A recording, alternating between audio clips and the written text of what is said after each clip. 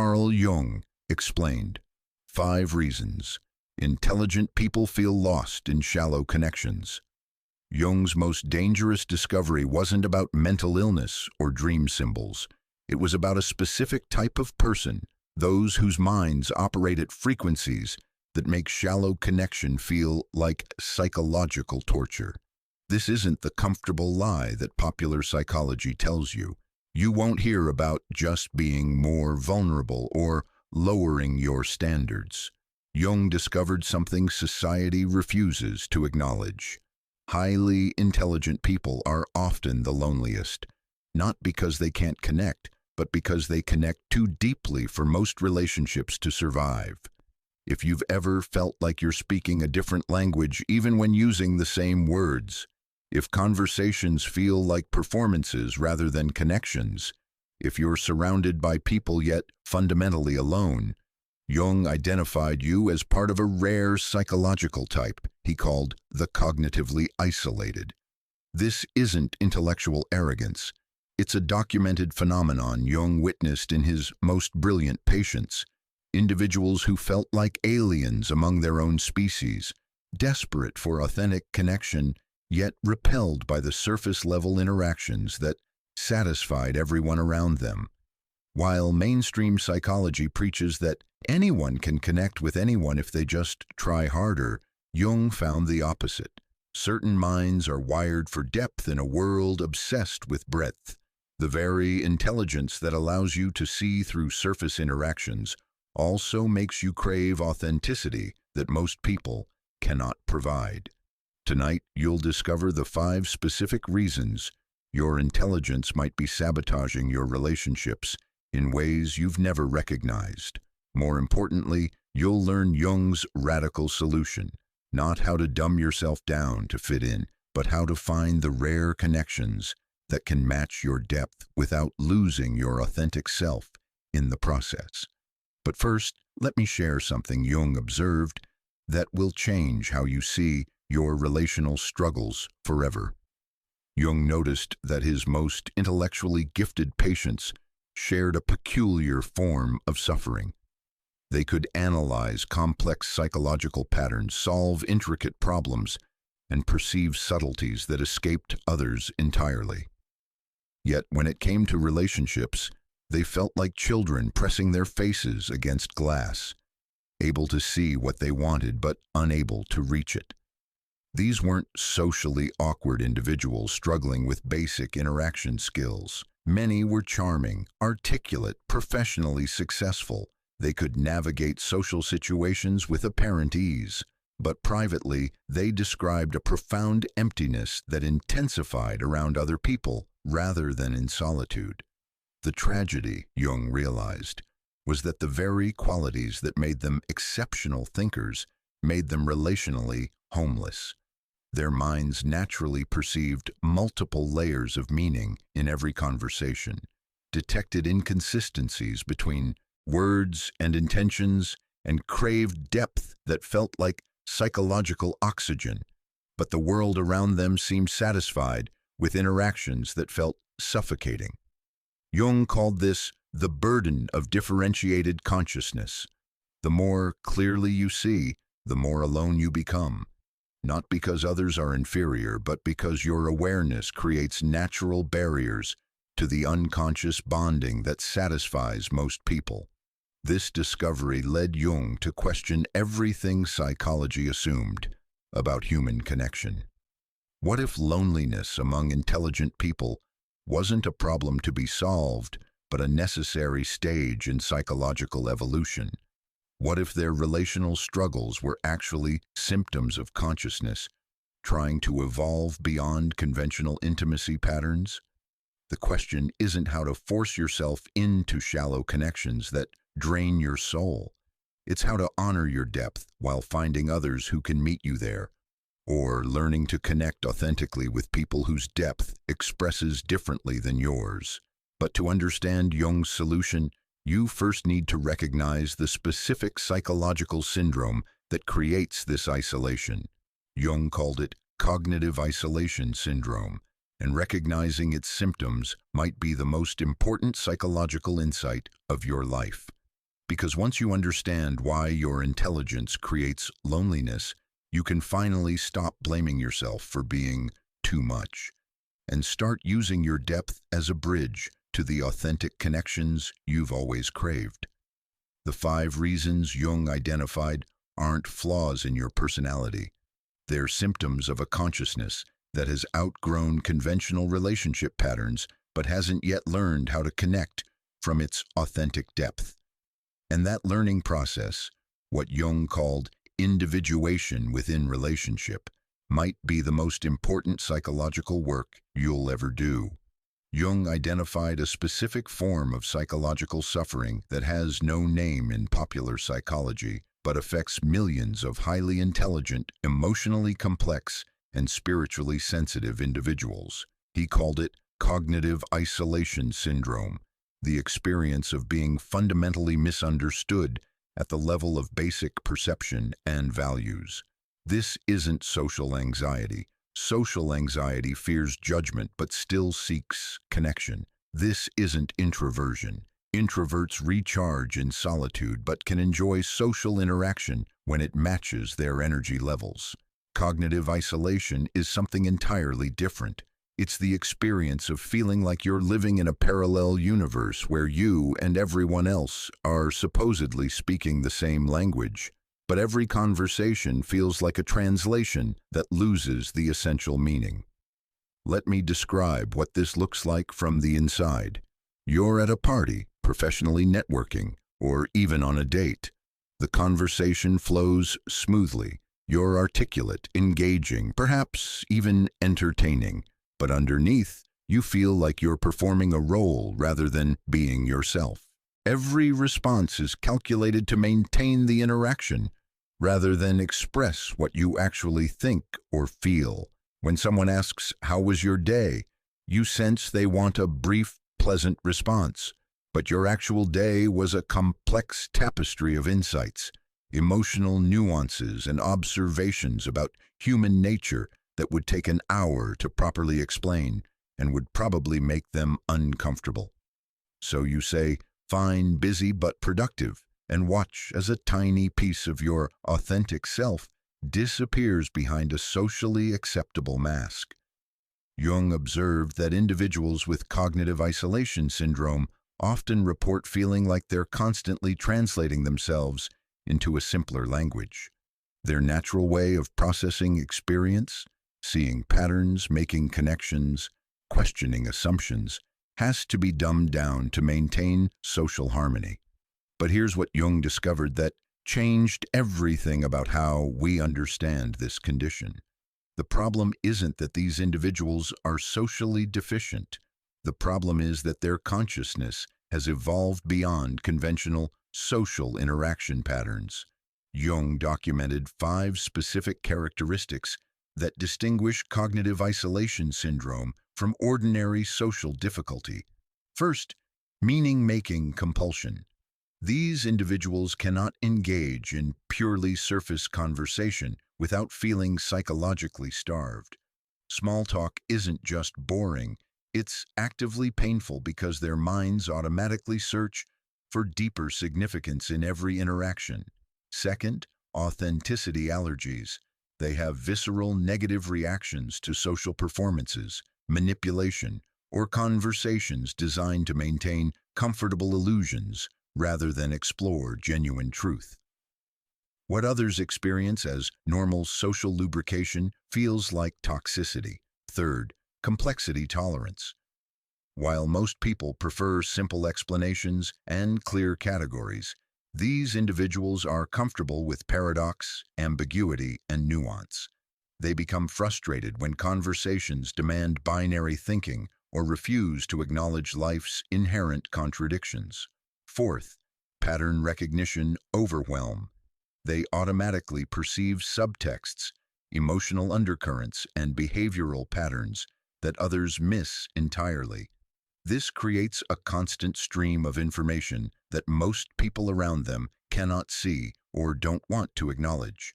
Fifth, intensity mismatch. What feels like normal emotional and intellectual engagement to them often feels overwhelming, exhausting, or inappropriately intense to others. They must constantly calibrate their natural responses to avoid frightening or alienating people. Jung realized that individuals with these characteristics weren't failing at normal social connection. They had evolved beyond it. Their consciousness required a different type of relationship, one based on authentic exchange rather than social performance, depth rather than breadth, truth rather than comfort. But modern society offers very few models for this type of connection. Most relationship advice assumes everyone wants the same thing: lots of friends, active social calendars, networking opportunities, and relationships that provide comfort and validation. For the cognitively isolated, this prescription is torture. They would rather have one authentic conversation per month than daily interactions that leave them feeling more alone than solitude does. The syndrome manifests differently in different life areas, but the pattern remains consistent. Chronic dissatisfaction with surface-level friendships, romantic relationships that feel intellectually or emotionally vacant, and a growing sense of being fundamentally alone even when surrounded by people. Many blame themselves for this isolation, believing they're too critical, too intense, or somehow defective in their social skills. But Jung discovered that self-blame only deepens the syndrome because it adds shame to what is actually a sign of psychological evolution. The modern world's emphasis on networking, casual relationships, and broad social circles particularly tortures these individuals. They're constantly pressured to engage in relational activities that drain rather than nourish their psychological energy. But Jung observed something hopeful. When individuals with cognitive isolation syndrome finally found authentic connections, their capacity for depth and intimacy far exceeded what most people ever experienced. Their relationship challenges weren't signs of deficiency, but symptoms of consciousness seeking its appropriate level of connection. The question became, how do you honor this evolutionary impulse while learning to navigate a world that hasn't caught up to your psychological needs? Jung's answer would revolutionize not just individual relationships, but our entire understanding of what authentic human connection actually requires. Let me introduce you to David Chen, a 34-year-old philosophy professor whose story perfectly illustrates how cognitive isolation syndrome manifests in modern life. From the outside, David appeared socially successful. Active Instagram account showcasing dinner parties and cultural events. Regular publications in academic journals. A dating life that looked enviable to his colleagues. Professional networks that spanned multiple universities. But David lived what he privately called the glass existence, constantly visible to others yet never truly seen. The isolation started in graduate school, though David didn't recognize it then. While other students seemed satisfied discussing theory and methodology, David found himself craving conversations about what these ideas meant for human existence, consciousness, and the nature of reality itself. His professors praised his intellectual maturity, but David felt increasingly disconnected from peers who could analyze philosophical concepts without being fundamentally changed by them. He began to suspect that he experienced ideas differently, not just understanding them intellectually, but feeling them reshape his entire worldview.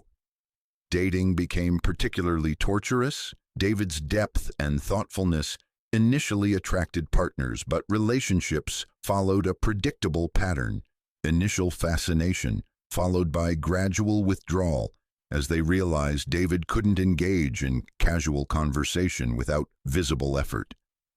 "He asks too many deep questions," one ex-girlfriend told a mutual friend. "Every conversation feels like therapy or a philosophy seminar.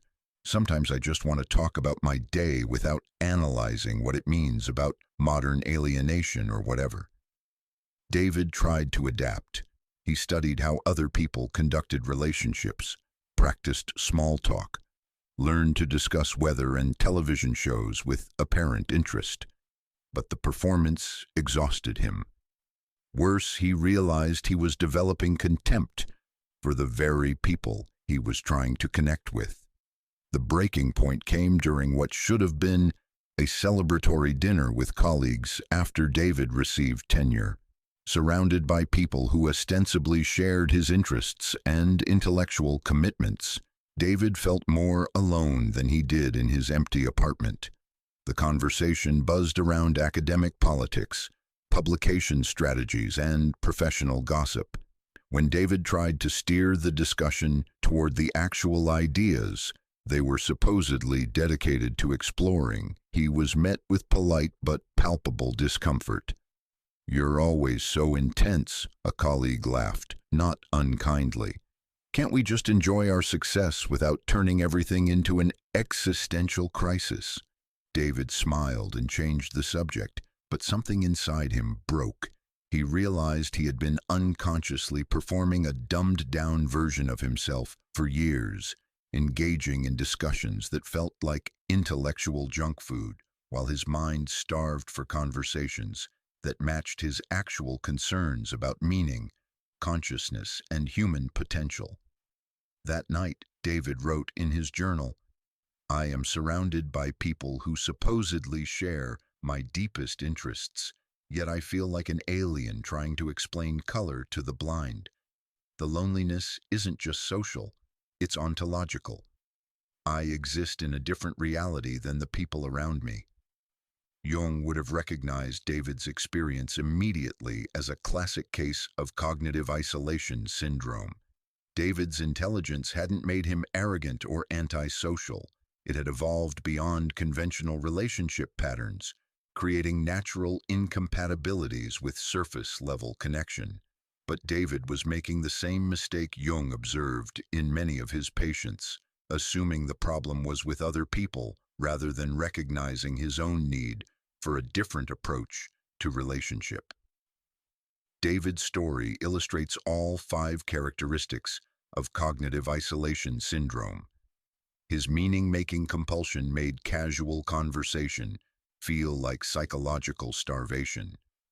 His authenticity allergies created visceral reactions to social performances that others found normal. His complexity tolerance frustrated people who preferred simple explanations.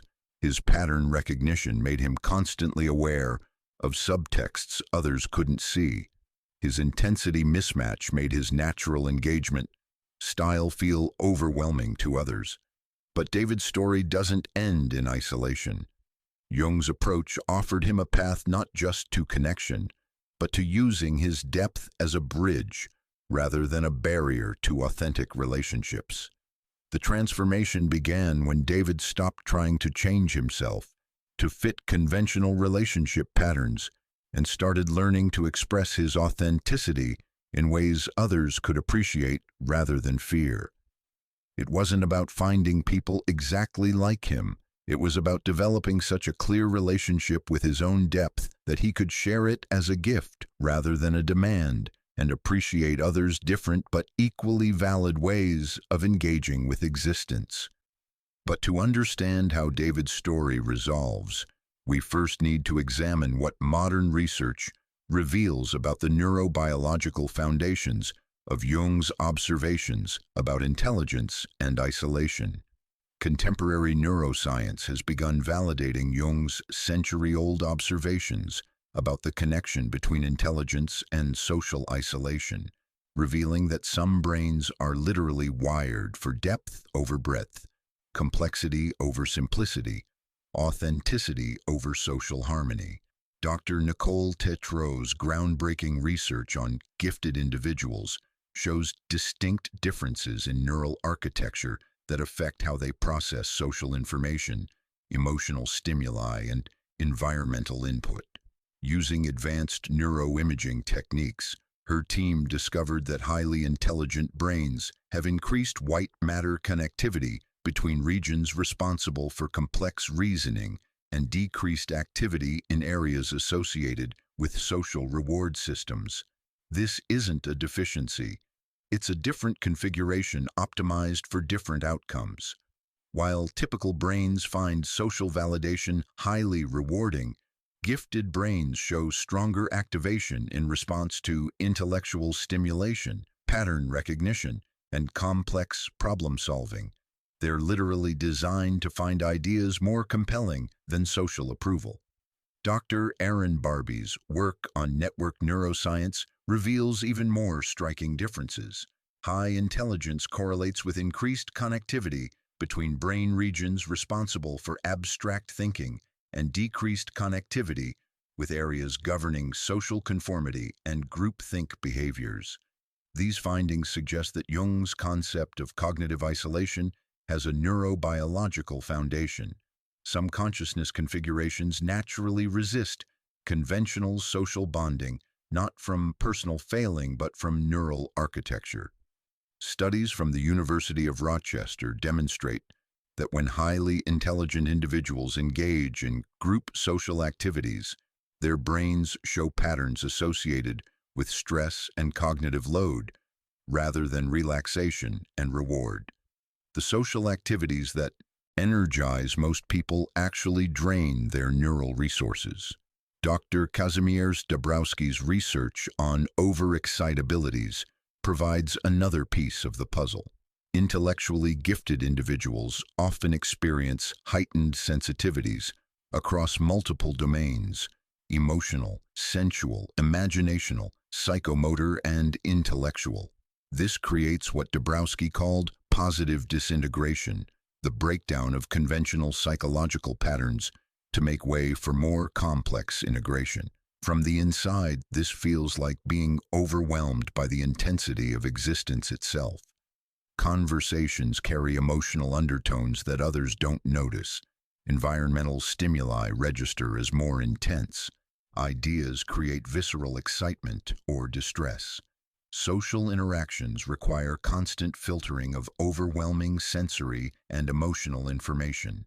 Brain imaging studies show that gifted individuals process social situations using regions typically associated with complex analysis rather than automatic social scripts. Where others rely on unconscious social programming, they're consciously analyzing, interpreting, and responding, which is exhausting and often makes them seem stilted or overly cerebral in casual interactions. Recent studies on workplace satisfaction consistently show that highly intelligent individuals report feeling most isolated in team-based environments and most energized during independent work. This directly contradicts popular assumptions about collaboration and social connection, suggesting that forced group activities actually impair performance and well-being for certain neural types. Dr. Elke van Hoof's research on high sensitivity reveals that approximately 15–20% of the population processes information more deeply, notices subtleties others miss, and becomes overstimulated by social environments that others find comfortable. When combined with high intelligence, this creates what Jung called differentiated consciousness, awareness that sees layers of reality most people cannot access. Functional MRI studies show that when highly sensitive, intelligent individuals engage in social interaction, their brains simultaneously activate regions responsible for social cognition, understanding others' mental states, pattern recognition, detecting inconsistencies and subtexts, executive control, managing their responses to avoid overwhelming others, emotional regulation, processing their own complex reactions. No wonder social interaction feels exhausting rather than energizing for these individuals. Their brains are doing 4 times the work of typical social processing. But here's what recent research reveals that changes everything when these same individuals engage in deep, meaningful conversations about topics they care about with people who can match their processing depth. Their brains show patterns associated with flow states, creative insight, and profound satisfaction. The neural architecture that makes casual socializing draining makes authentic connection extraordinarily rewarding. Their brains aren't defective. They're optimized for a different type of relational experience. Dr. Scott Barry Kaufman's research on meta-intelligence shows that gifted individuals often possess unusual combinations of cognitive abilities, high analytical intelligence combined with creative intelligence, logical reasoning combined with emotional sensitivity, abstract thinking combined with aesthetic appreciation. These combinations create internal complexity that requires equally complex external expression. Simple social interactions cannot accommodate their multifaceted inner experience, creating the chronic sense of being misunderstood or forced to hide significant aspects of themselves. Perhaps most importantly, longitudinal studies show that when highly intelligent individuals learn to navigate their social challenges while honoring their authentic depth, they report levels of life satisfaction and relationship fulfillment that exceed population averages. The key isn't changing their neural configuration to fit conventional social patterns. It's learning to express their authentic complexity in ways that create bridges rather than barriers to connection.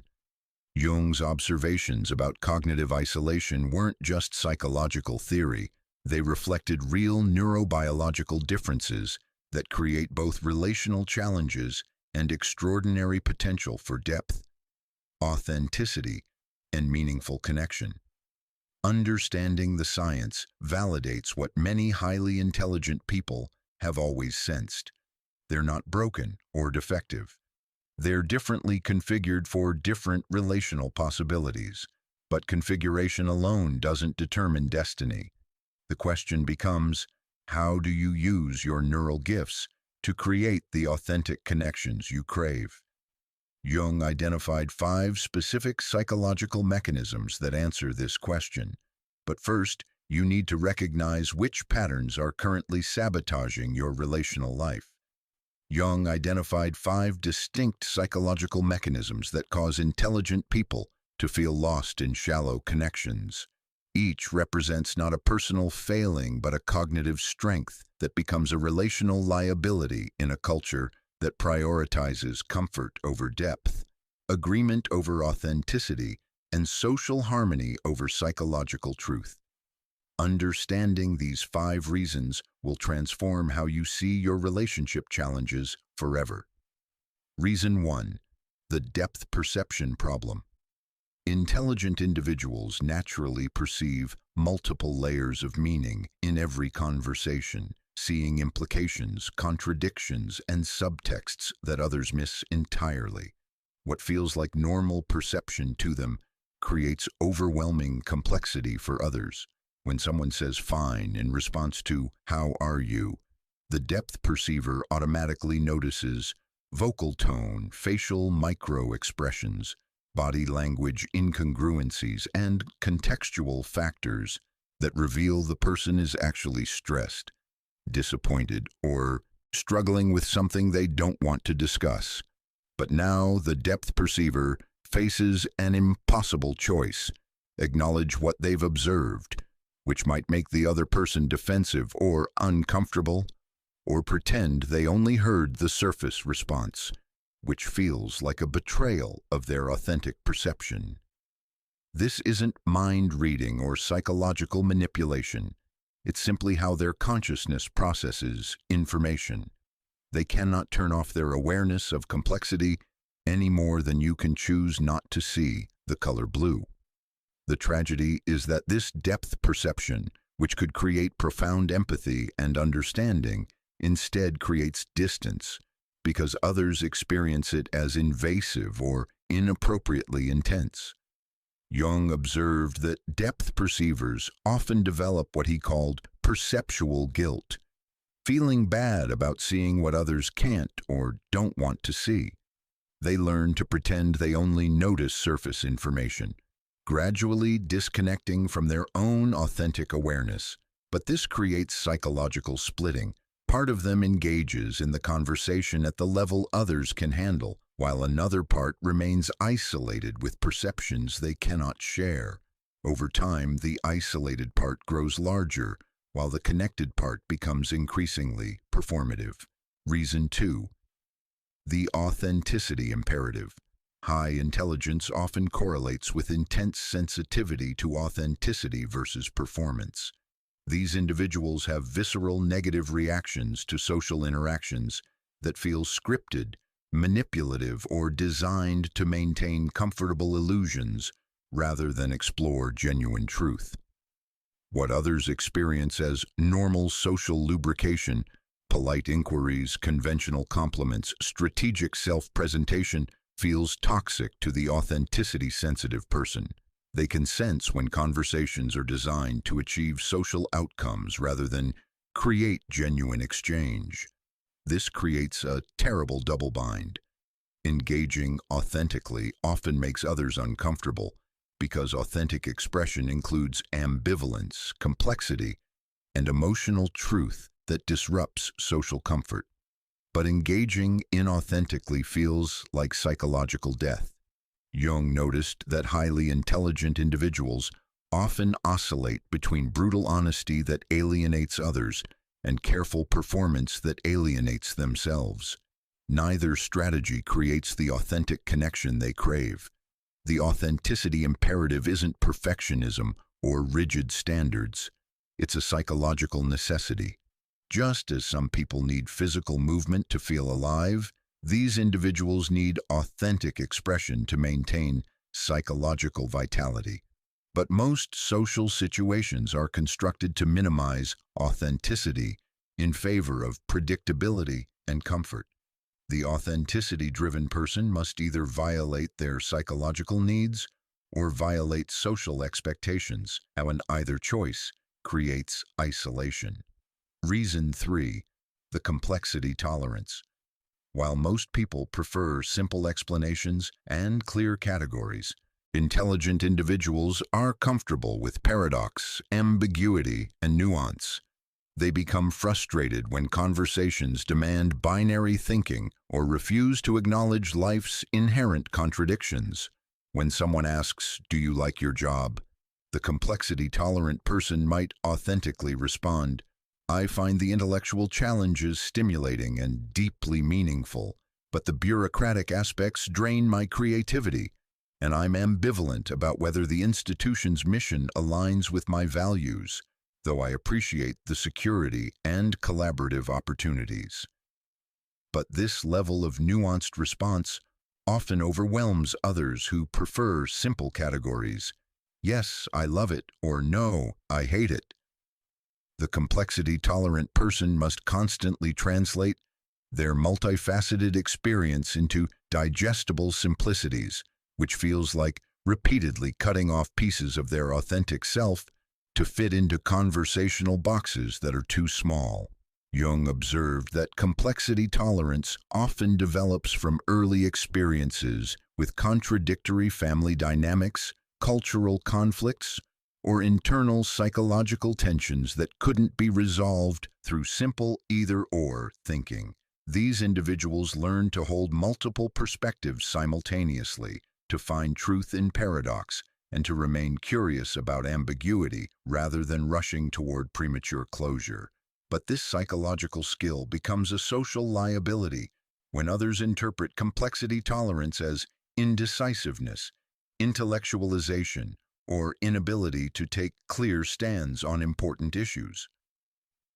Reason 4. The temporal mismatch. Intelligent people often think in longer time horizons and broader contexts, discussing ideas, consequences, and possibilities, while others focus on immediate circumstances and concrete details. When planning a vacation, others might discuss logistics, activities, and practical arrangements. The temporally expansive person is simultaneously considering how the experience might influence their life philosophy, relationships, and long-term growth trajectory.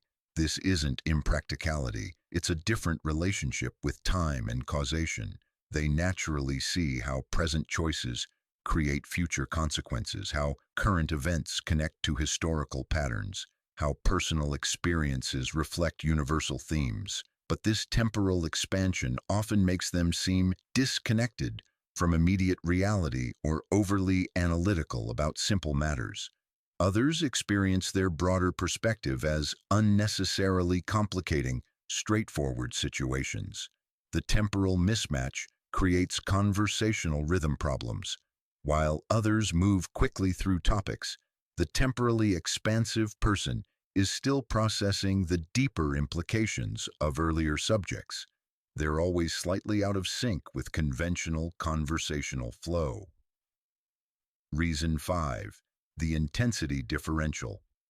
What feels like normal emotional and intellectual engagement to a deep thinker often feels overwhelming, exhausting, or inappropriately intense to others. They must constantly calibrate their natural intensity to avoid frightening or alienating people they hope to connect with.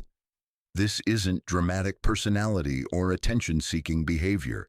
It's simply how their consciousness engages with existence. Ideas excite them viscerally. Emotional experiences register with greater amplitude. Intellectual insights create genuine enthusiasm that others might experience as too much. The intensity differential forces them into constant self-monitoring. Is my excitement about this discovery making others uncomfortable? Is my emotional response to this situation too strong? Is my engagement with this conversation too eager? This self-regulation is exhausting and creates a chronic sense of being too much for the world around them.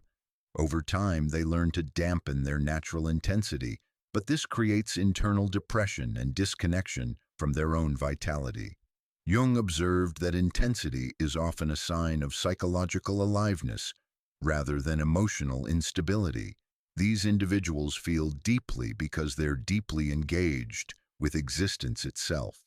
But in a culture that values emotional regulation over emotional authenticity, intensity becomes pathologized rather than appreciated as a sign of full engagement with life. These 5 reasons explain why intelligent people often feel like aliens trying to connect with a different species. Their consciousness operates according to different principles than conventional social interaction accommodates. But recognizing these patterns is only the first step.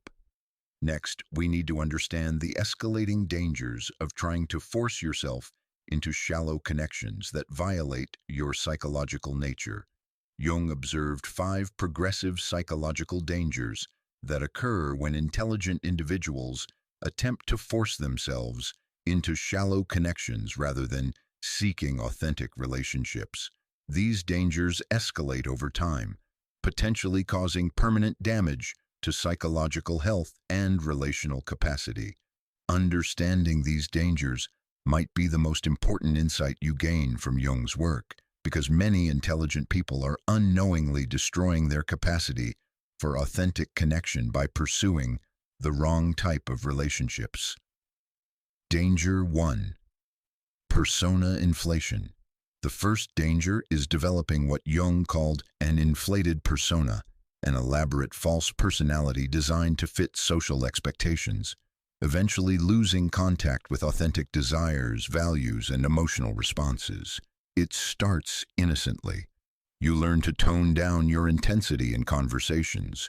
You practice discussing topics that others find comfortable rather than subjects that genuinely interest you. You develop skills at small talk, social pleasantries, and conventional relationship behaviors. Initially, this feels like successful social adaptation. People respond more positively. You receive more invitations, dating opportunities, professional connections. The social feedback reinforces the performance, encouraging you to develop it further. But persona inflation is insidious. The more successfully you perform conventional social behaviors, the more disconnected you become from your authentic self. You begin to lose touch with what you actually think, feel, and want versus what gets positive social responses. Jung observed patients who had become so skilled at social performance that they couldn't access their genuine reactions to people, situations, or opportunities. They had developed elaborate psychological costumes but forgotten who was wearing them. The inflated persona creates a terrible trap. The more socially successful you become, the more isolated you feel because the success is based on hiding rather than expressing your authentic self. You end up surrounded by people who like the performance but have never met the performer. Eventually, persona inflation leads to existential crisis as you realize you've built an entire social life around a false self, leaving your authentic self relationship starved and psychologically homeless. Danger. 2. Intellectual prostitution. The second danger involves using intelligence as entertainment or validation seeking rather than genuine expression, leading to cynicism about your own gifts and resentment toward people who consume your insights without reciprocating depth. Intelligent individuals often discover that their ideas, observations, and analytical abilities make them popular at parties, valuable in professional settings, and attractive to potential partners who enjoy being around smart people. But this attention becomes addictive, encouraging them to perform intelligence rather than express it authentically. They learn to offer insights designed to impress rather than share observations that genuinely matter to them. Intellectual prostitution feels different from authentic expression. Instead of the satisfaction that comes from genuine intellectual exchange, there's a hollow performance quality that leaves you feeling used and empty. Jung noticed that intellectually gifted individuals who fell into this pattern often developed contempt for both themselves and their audiences. They resented having to package their authentic insights into digestible entertainment, and they resented people who consumed their intellectual offerings without offering equivalent depth in return. This creates a cynical spiral where intelligence becomes a tool for manipulation rather than connection, leading to isolation disguised as intellectual superiority. Danger 3. Emotional numbing. The third danger is shutting down sensitivity and depth to avoid the pain of being misunderstood, gradually losing access to the very qualities that make life meaningful and relationships potentially authentic. When your natural depth consistently meets shallow response, the pain of disconnection becomes unbearable. The obvious solution seems to be feeling less deeply, caring less intensely, and expecting less authenticity from others. Emotional numbing provides temporary relief from relational disappointment. If you don't expect depth, you won't be disappointed by surface. If you don't offer authenticity, you won't feel rejected when others can't meet you there. But emotional numbing is indiscriminate. You cannot selectively shut down depth, sensitivity, or intensity. The same psychological mechanisms that protect you from relational pain also cut you off from meaning, beauty, love, and intellectual excitement. Jung observed that emotionally numbed individuals often maintained functional relationships while losing access to the passion and vitality that made them want relationships in the first place. They achieved social integration at the cost of psychological death. Danger 4. Relationship addiction. The fourth danger is becoming compulsively social, despite finding social interaction unrewarding, driven by fear of loneliness rather than genuine desire for connection. This might seem contradictory. Why would cognitively isolated individuals become addicted to the very social interactions that drain them? But Jung understood that humans have such deep needs for connection that they will pursue poor substitutes rather than face the terror of complete aloneness. Relationship addiction manifests as constantly seeking social stimulation while finding it consistently unsatisfying, dating frantically while feeling empty in relationships, maintaining large social circles while feeling understood by no one, staying busy with social activities while feeling increasingly hollow. The addiction cycle reinforces itself. Unsatisfying social interaction creates loneliness, which drives more desperate social seeking, which leads to more unsatisfying interaction, creating deeper loneliness and more compulsive social behavior. Jung recognized relationship addiction as a perverted form of the individuation impulse. The psyche's drive toward wholeness gets redirected toward social validation that can never provide what the soul actually needs. Danger 5. Existential despair. The fifth and most dangerous outcome is concluding that authentic connection is impossible and withdrawing completely from relational attempts, potentially missing opportunities for genuine relationship while reinforcing beliefs about fundamental aloneness.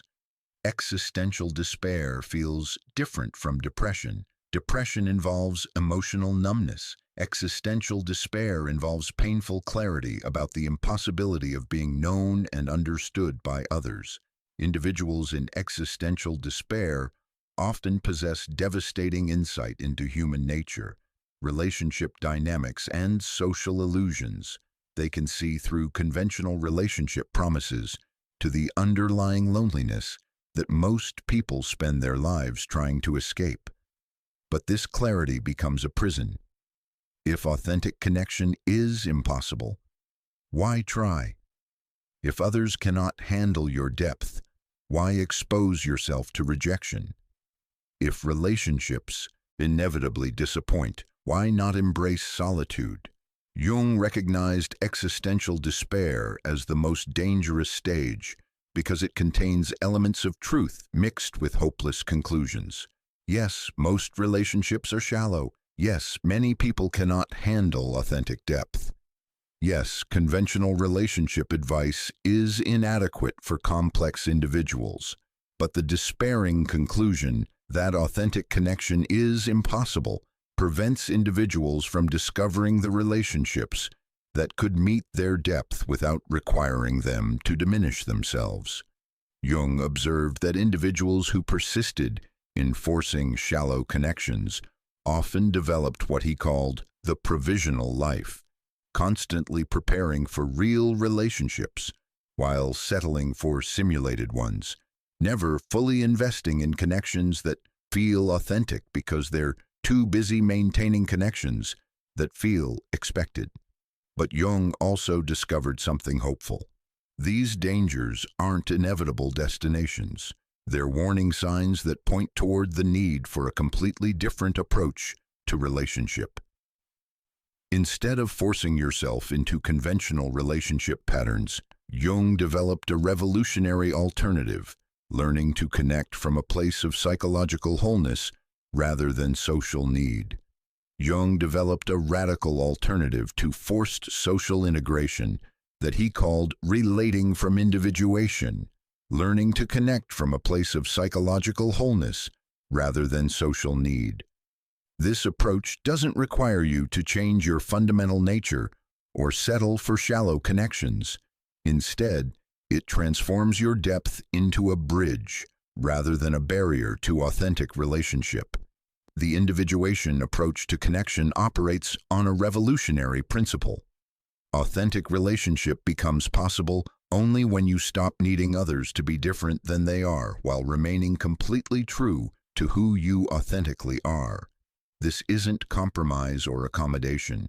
It's a sophisticated psychological skill that allows you to honor your depth while creating space for others' different ways of being, resulting in connections that satisfy your need for authenticity without demanding that others match your complexity.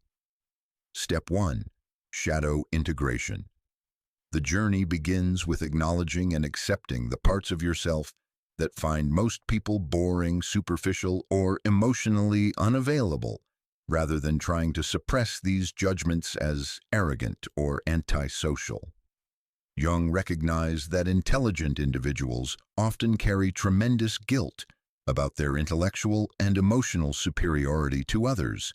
They've been taught that acknowledging their greater depth, insight, or complexity makes them arrogant or antisocial.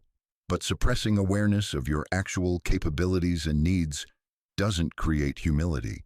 It creates unconscious superiority that leaks out as passive-aggressive criticism, subtle condescension, or chronic disappointment with others' limitations. Shadow integration means honestly acknowledging, yes, I do think more deeply than most people. Yes, I do find casual conversation boring. Yes, I do need more authenticity than most relationships provide. Yes, I do see patterns and possibilities that others miss. This isn't arrogance, it's accurate self-assessment. And paradoxically, accepting your actual superiority in certain domains allows you to stop unconsciously trying to prove it or hide it, freeing energy for genuine curiosity about others' different but equally valid strengths. Shadow integration also means accepting your limitations. Yes, I can be intellectually arrogant. Yes, I sometimes use my insights to feel superior rather than create connection. Yes, I can be impatient with others' different processing speeds or styles. Complete shadow integration transforms both superiority and inferiority complexes into realistic self-assessment that allows authentic engagement with others from a place of psychological honesty rather than defensive positioning. Step 2. Persona consciousness. The second step involves developing the ability to engage socially when appropriate without losing contact with your authentic self. Learning to wear social masks consciously rather than being unconsciously possessed by them. This isn't about becoming fake or manipulative. It's about developing conscious choice about how much of your authentic complexity to share in different social contexts based on what serves connection rather than what feels emotionally comfortable for you. Persona consciousness means recognizing that authentic self-expression isn't always appropriate or helpful. Sometimes the most authentic thing you can do is restrain your natural intensity to create space for others to feel safe enough to reveal their own depth. The key is conscious choice rather than unconscious adaptation. Instead of automatically dumbing yourself down to fit in, you consciously choose how much complexity to share based on what serves the relationship's potential for authentic connection. This requires developing what Jung called social intelligence, the ability to read others' capacity for depth and meet them at their edge, rather than overwhelming them with yours. It's not about being less than you are. It's about being strategically authentic in ways that invite rather than intimidate. Step 3. Animus work. The third step involves healing your relationship with connection itself by examining projections and expectations that prevent you from seeing others clearly, including the tendency to expect others to provide the depth and understanding you must first develop within yourself. Jung discovered that many relationally struggling individuals unconsciously project their own need for understanding onto others, expecting people to provide the emotional and intellectual companionship they haven't learned to give themselves. Animus work, Jung's terms for integrating the contrasexual aspects of the psyche, reveals how you unconsciously seek completion through others rather than developing wholeness within yourself. When you need others to validate your intelligence, match your depth, or understand your complexity, you're asking them to carry parts of yourself that you haven't fully integrated. The breakthrough comes when you develop such a rich inner relationship with your own complexity that sharing it with others becomes a gift, rather than a desperate need for validation. When you can appreciate your own insights, your need for others to recognize your brilliance diminishes, making space for genuine curiosity about their different forms of wisdom. This work also involves releasing the projection that others should be more authentic, deep, or psychologically sophisticated than they are. Most people are doing their best with their current level of consciousness. Expecting them to operate at your level of awareness is like expecting a child to have adult emotional regulation. It creates frustration for everyone involved. Step 4. Active imagination. Jung's signature technique of active imagination allows you to dialogue with the part of yourself that craves connection, discovering what you actually need from relationships versus what you think you should want based on social programming. Active imagination involves personifying your loneliness and having conversations with it as if it were a separate entity. This isn't psychosis. It's a sophisticated method for accessing unconscious wisdom about your relational needs. The dialogue might reveal that your loneliness isn't actually seeking more people in your life, but deeper engagement with the people already present. Or that your craving for intellectual stimulation masks a need for emotional intimacy you haven't learned to articulate. Or that your relationship dissatisfaction reflects your own underdeveloped capacity for intimacy rather than others' limitations. Active imagination often reveals the difference between genuine relational needs and compensatory social seeking driven by fear, insecurity, or unconscious psychological complexes. This discrimination allows you to pursue connections that actually nourish you rather than relationships that temporarily distract from inner emptiness. Step 5. Synchronicity awareness. The fifth step involves learning to recognize when authentic connection opportunities present themselves naturally, rather than forcing relationships through willpower or social effort. Jung observed that authentic connections often arise through what he called synchronicity, meaningful coincidences that bring compatible people together in ways that feel orchestrated by forces beyond conscious intention.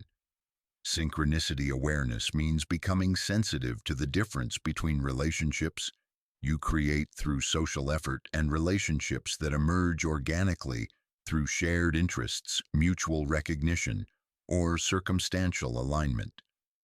Forced relationships, those you pursue because you think you should, because they seem socially advantageous, or because you're lonely, rarely satisfy your need for authentic connection, regardless of how much energy you invest in them.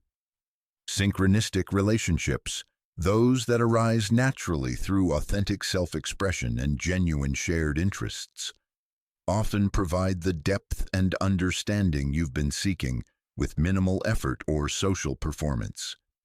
This doesn't mean becoming passive about relationships. It means becoming so clear about your authentic interests and values that you naturally attract people who resonate with your genuine self rather than your social persona. Step 6. The transcendent function. The final step involves developing what Jung called the transcendent function, the psychological capacity to hold both your need for depth and your acceptance of others' different relational styles, finding creative ways to connect that honor both your authenticity and their comfort levels.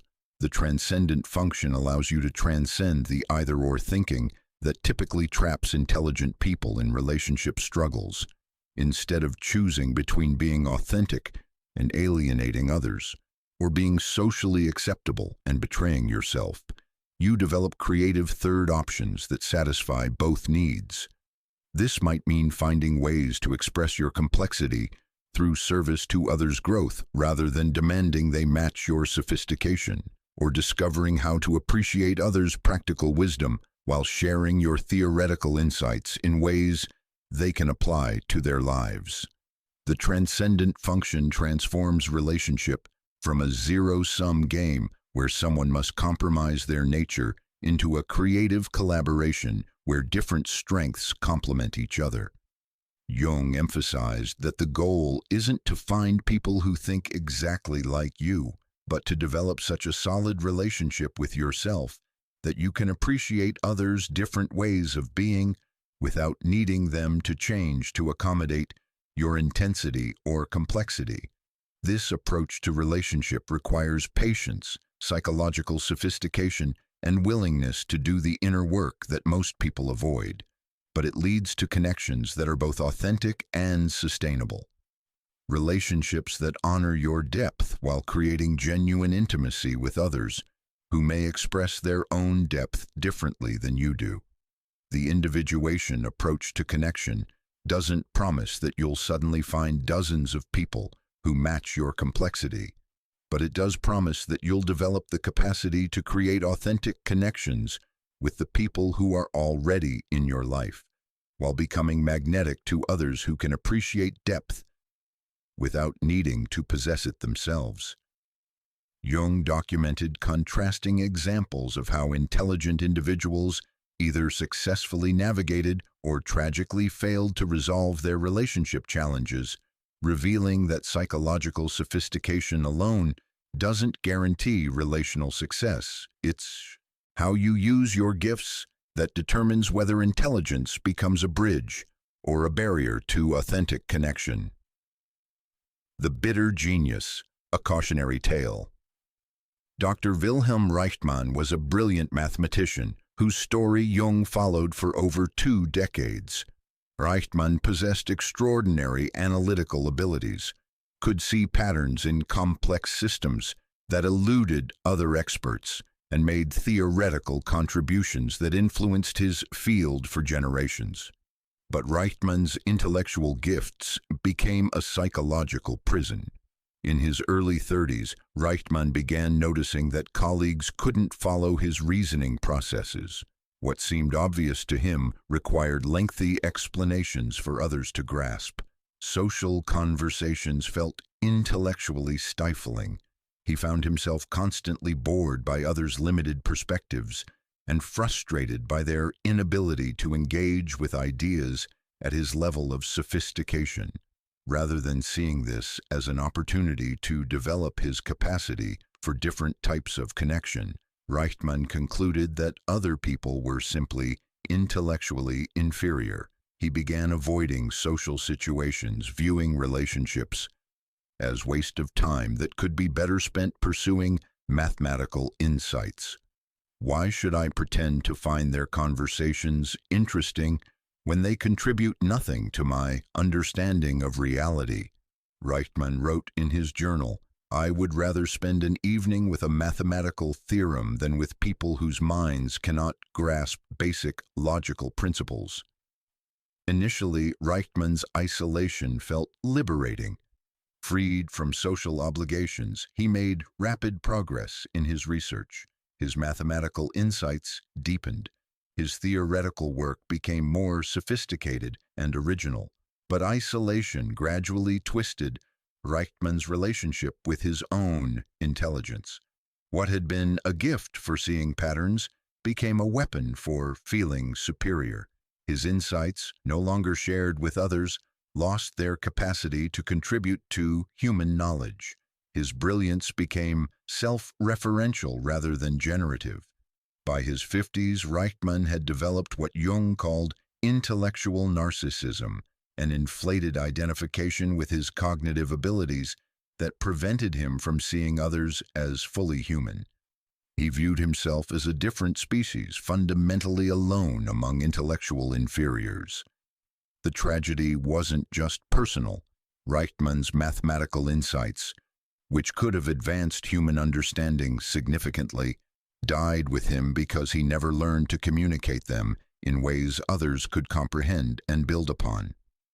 Jung observed that Reichmann's intellectual superiority was partly accurate. He genuinely possessed exceptional cognitive abilities, but his refusal to develop relational skills or accept others' different cognitive styles turned his intelligence into a source of isolation and ultimate meaninglessness. Reichmann died alone, having contributed to mathematical knowledge, but never experiencing the deeper satisfaction that comes from using intelligence in service of human connection and mutual understanding. The Connected Scholar, a Success Story. Dr. Elena Vasquez presents a striking contrast to Reichmann's trajectory. Like him, she possessed exceptional intellectual capabilities, in her case, literary analysis and philosophical synthesis that allowed her to perceive connections between ideas that others missed entirely. But Vasquez's story unfolded differently because she made a crucial choice. Instead of using her intelligence to feel superior to others, she used it to become curious about different forms of human wisdom. Vasquez initially experienced severe social isolation. Her graduate school peers seemed satisfied with surface-level analysis, while she craved conversations about the existential implications of literary works. Her professors appreciated her insights, but seemed uncomfortable with her intensity and depth of engagement. The turning point came during a summer break when Vasquez volunteered at a community garden. Surrounded by retirees, immigrants, and working-class families, she initially felt like she had nothing in common with anyone. But slowly, Vasquez began recognizing different forms of intelligence and depth. The elderly Italian gardener who couldn't read possessed profound wisdom about plant relationships and natural cycles. The single mother struggling with English as a second language displayed emotional intelligence and resilience that Vasquez had never developed. The retired mechanic approached problem-solving with systematic thinking that rivaled any academic methodology. I realized that my literary analysis skills were just one way among many of engaging deeply with existence, Vasquez later reflected. These people were asking the same fundamental questions about meaning, suffering, love, and purpose that occupied philosophers for millennia. They just weren't using academic language to explore them. This recognition transformed Vasquez's approach to relationship. Instead of seeking people who shared her academic interests, she began looking for people who shared her commitment to authentic engagement with life's essential questions, regardless of their educational background or intellectual style. Vasquez developed friendships with artists whose creative intelligence complemented her analytical abilities. She found meaningful connection with craftspeople who approached their work with philosophical precision. She discovered that depth of character mattered more than similarity of interests. Her academic work became richer rather than diluted by these diverse relationships. Her literary analyses incorporated insights from multiple forms of wisdom. Her teaching became more accessible because she learned to translate complex ideas into language that honored different learning styles. By her 40s, Vasquez had created a life that satisfied both her need for intellectual stimulation and authentic human connection. She maintained her academic rigor while developing the emotional intelligence and social skills that allowed her to appreciate different forms of depth and wisdom. Jung's own journey, from isolation to integration. Jung himself exemplified the successful integration of intellectual depth with authentic human connection, though his journey was neither easy nor straightforward. As a young psychiatrist, Jung felt profoundly isolated despite professional success. He described feeling unable to connect with colleagues who seemed satisfied with conventional approaches to human psychology. His early relationships were often intellectual rather than emotional. He connected with people through ideas but struggled with intimacy and emotional vulnerability. The crisis deepened during his break with Freud, when Jung realized he had been unconsciously seeking a father figure who could match his intellectual intensity rather than developing his capacity for peer relationships with equals. His confrontation with the unconscious during the Red Book period forced Jung to examine his own relational patterns.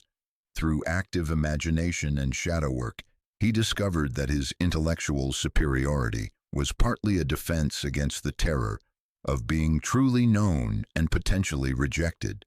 The breakthrough came when Jung learned to distinguish between connection and understanding. He realized that authentic relationship doesn't require others to comprehend all aspects of your inner world, but rather to accept and appreciate you as a complete person, including your complexity. Jung's later relationships demonstrated his evolution toward what he called related individuation, maintaining psychological independence while genuinely caring for others' unique paths of development. His relationship with Tony Wolff showed his capacity to connect with someone whose intellectual gifts complemented rather than competed with his own. His friendships with colleagues like Richard Wilhelm and Wolfgang Pauli demonstrated his ability to appreciate different forms of genius while maintaining his own authentic perspective. Perhaps most importantly, his marriage to Emma became deeper and more authentic as he stopped expecting her to be his intellectual equal and began appreciating her different but equally valuable ways of understanding life and human nature. Jung's evolution shows that intellectual depth need not create relational isolation if accompanied by emotional wisdom and genuine curiosity about other people's inner worlds. The key difference between successful and unsuccessful cases is the willingness to see intelligence as one aspect of human connection rather than the primary criterion for relationship. Historical figures like Einstein, who found deep companionship with musicians and artists despite his scientific focus, demonstrate the same principle. Intellectual complexity becomes a gift rather than a barrier when it's used to appreciate the full spectrum of human wisdom rather than to establish hierarchies of worth. The contrast between isolation and integration ultimately comes down to a choice. Will you use your intelligence to separate yourself from others, or will you use it to understand and appreciate the diverse ways that consciousness expresses itself through different human beings? Jung's personal journey from cognitive isolation to authentic connection mirrors the struggle of many intelligent individuals seeking genuine relationships. His transformation wasn't theoretical. It emerged from years of psychological crisis, deep inner work, and the gradual development of what he called the capacity to love from individuation. Understanding Jung's journey provides both hope and practical guidance for anyone struggling to balance intellectual depth with emotional connection. Early isolation, the prodigy's prison. As a young man, Jung embodied many characteristics of cognitive isolation syndrome. Intellectually precocious, emotionally sensitive, and psychologically complex, he felt fundamentally different from peers who seemed satisfied with conventional approaches to life and relationships. His childhood was marked by experiences that reinforced his sense of being different. Jung saw visions, had prophetic dreams, and possessed intuitive insights that made adults uncomfortable. His family's psychiatric history made him acutely aware of the thin line between genius and madness, creating anxiety about his own psychological stability. In medical school and early psychiatric training, Jung excelled academically while struggling socially. He could analyze complex cases with remarkable insight, but felt unable to engage in the casual camaraderie that came naturally to other students. "I felt like I was living behind glass," Jung later wrote about this period. "I could see others clearly, understand their motivations and psychological patterns, but I could not seem to connect with them in the effortless way they connected with each other." Jung's early romantic relationships followed the pattern typical of cognitively isolated individuals. Women were initially attracted to his intensity and depth, but eventually found his psychological complexity overwhelming.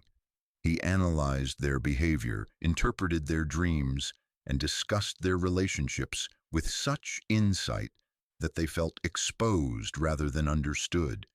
His professional relationships showed similar patterns. Colleagues appreciated Jung's analytical abilities, but found his theoretical interests and psychological intensity exhausting.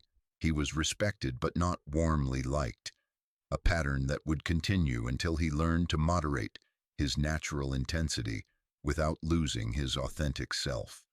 The crisis: relationship as psychological defense. Jung's relationship with Sigmund Freud initially seemed to resolve his isolation. Here, finally, was someone who could match his intellectual depth, appreciate his psychological insights, and engage in the kind of theoretical conversations that energized rather than drained him. But Jung gradually realized that his attachment to Freud was partially motivated by his terror of psychological isolation. He had unconsciously sought a father figure who could validate his intelligence rather than developing his capacity for peer relationships with equals. The break with Freud triggered what Jung called his confrontation with the unconscious, a period of psychological crisis that forced him to examine his own relational patterns and discover why intellectual connection wasn't sufficient for authentic relationship. Through dreams, active imagination, and careful self-observation, Jung discovered that his intellectual superiority often masked deeper insecurities about being lovable as a complete human being rather than just a brilliant mind. I realized that I had been using my intelligence as a way to control relationships, Jung wrote. If I could impress people with my insights or help them understand themselves better, they would value me. But this wasn't love. It was intellectual seduction designed to avoid the vulnerability that genuine intimacy requires. Jung's psychological crisis revealed that his craving for intellectual understanding masked a deeper need for emotional acceptance that he had never learned to articulate or receive. The Red Book period, dialoguing with isolation. During his most intense period of psychological exploration, Jung began dialoguing with his own loneliness through active imagination. He personified his isolation as various figures and had extensive conversations with them, learning what his psyche actually needed from relationships. These dialogues revealed that Jung's intellectual complexity wasn't the problem.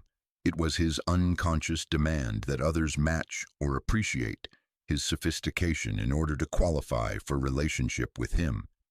One particularly illuminating dialogue was with a figure Jung called the superior man, the aspect of himself that felt fundamentally different from and better than ordinary people. Jung: why do I feel so alone among other people? Superior man: because you are alone. You see what they cannot see. You understand what they cannot grasp. You are condemned to isolation by your very gifts. Jung: but this isolation is torture. I need connection as much as anyone. Superior man: then you must choose. Remain superior and alone or descend to their level and lose yourself. Jung: there must be another way. Superior man: perhaps, but it would require giving up the specialness that protects you from the ordinary pain of being human. Through these dialogues, Jung realized that his intellectual superiority served as protection against the vulnerability that genuine relationship requires. As long as he could maintain psychological distance through analytical understanding, he could avoid the risk of being truly known and potentially rejected. The breakthrough came when Jung began approaching others with what he called sacred curiosity, genuine interest in their inner worlds, without needing to prove his own intellectual superiority or fix their psychological problems. Integration, learning to love from wholeness. Jung's transformation didn't happen quickly or easily. It required years of conscious practice in what he called relating from individuation, connecting with others from psychological wholeness rather than need or defensive superiority. The key insight was learning to see intelligence as one gift among many rather than the primary criterion for human worth. Jung began appreciating different forms of wisdom: the practical intelligence of craftsmen, the emotional wisdom of mothers, the spiritual insight of mystics, the social intelligence of natural leaders. This appreciation wasn't condescending tolerance of others' limitations. It was genuine recognition that consciousness expresses itself in countless ways, each valid and valuable in its own context. Jung's relationship with Tony Wolff demonstrated his evolved capacity for authentic connection with an intellectual equal. Unlike his earlier pattern of seeking validation or trying to impress, Jung was able to appreciate Wolff's unique insights while maintaining his own theoretical independence. His friendships with scholars from different disciplines, Richard Wilhelm the sinologist, Wolfgang Pauli the physicist, Heinrich Zimmer the indologist, showed his ability to connect across intellectual differences while maintaining mutual respect and genuine affection. Perhaps most significantly, Jung's marriage to Emma deepened and became more authentic as he released his unconscious expectation that she serve as his intellectual companion. Instead of resenting her different interests and capabilities, he began appreciating her practical wisdom, social intelligence, and emotional stability as gifts that complemented rather than competed with his theoretical insights. I learned that love doesn't require similarity, Jung reflected. It requires the capacity to appreciate another person's unique way of being human without needing them to change to accommodate your own nature. The mature Jung, connected intelligence. By midlife, Jung had achieved what he called connected intelligence, the ability to engage his full intellectual and emotional capacity while remaining genuinely available for relationship with others who thought and felt differently. He could discuss complex psychological theories with colleagues, engage in philosophical conversations with students, share emotional intimacy with family, and appreciate the simple wisdom of neighbors and craftspeople, all without betraying his authentic complexity or overwhelming others with intensity they couldn't handle. Jung's teaching style reflected this integration. He could present sophisticated psychological concepts in language accessible to general audiences without dumbing down the essential insights. He learned to meet people at their level of understanding while inviting them toward greater depth, rather than demanding they match his sophistication. His clinical work showed similar evolution. Early in his career, Jung sometimes overwhelmed patients with complex interpretations that satisfied his need to demonstrate analytical brilliance. In his mature practice, he used his insights in service of patients' growth rather than his own intellectual validation. The goal isn't to find people who think exactly like you, Jung concluded. It's to develop such a clear relationship with your own depth that you can share it as a gift rather than a demand, and appreciate others' different forms of wisdom without needing them to become like you. Jung's journey from isolation to integration demonstrates that intellectual depth and authentic relationship aren't mutually exclusive, but achieving both requires the psychological work that most people, including most intelligent people, avoid. Learning to relate from wholeness rather than need, appreciation rather than judgment, service rather than superiority. This transformation is possible for anyone willing to do the inner work, but it requires patience, humility, and the courage to remain vulnerable to authentic connection even after experiencing repeated disappointment with shallow relationships. Jung developed specific techniques for intelligent individuals to build genuine connections without compromising their authenticity or forcing shallow interactions. These aren't social skills in the conventional sense. They're consciousness practices that transform how you relate to others from the deepest level. These tools require consistent practice and psychological sophistication, but they create the authentic connections you've been seeking while honoring your need for depth and complexity. Morning intention setting, clarifying your relational purpose. Before entering social situations, spend 5 minutes clarifying your authentic intention. Jung discovered that most relational problems stem from unconscious mixed motives that create internal conflict and external confusion. Ask yourself, what am I genuinely seeking from this interaction? Are you seeking intellectual stimulation, emotional connection, practical support, creative collaboration, or simply enjoying another person's company?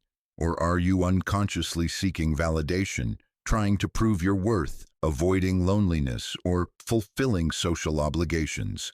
This isn't about having pure motives. All human interaction involves multiple needs.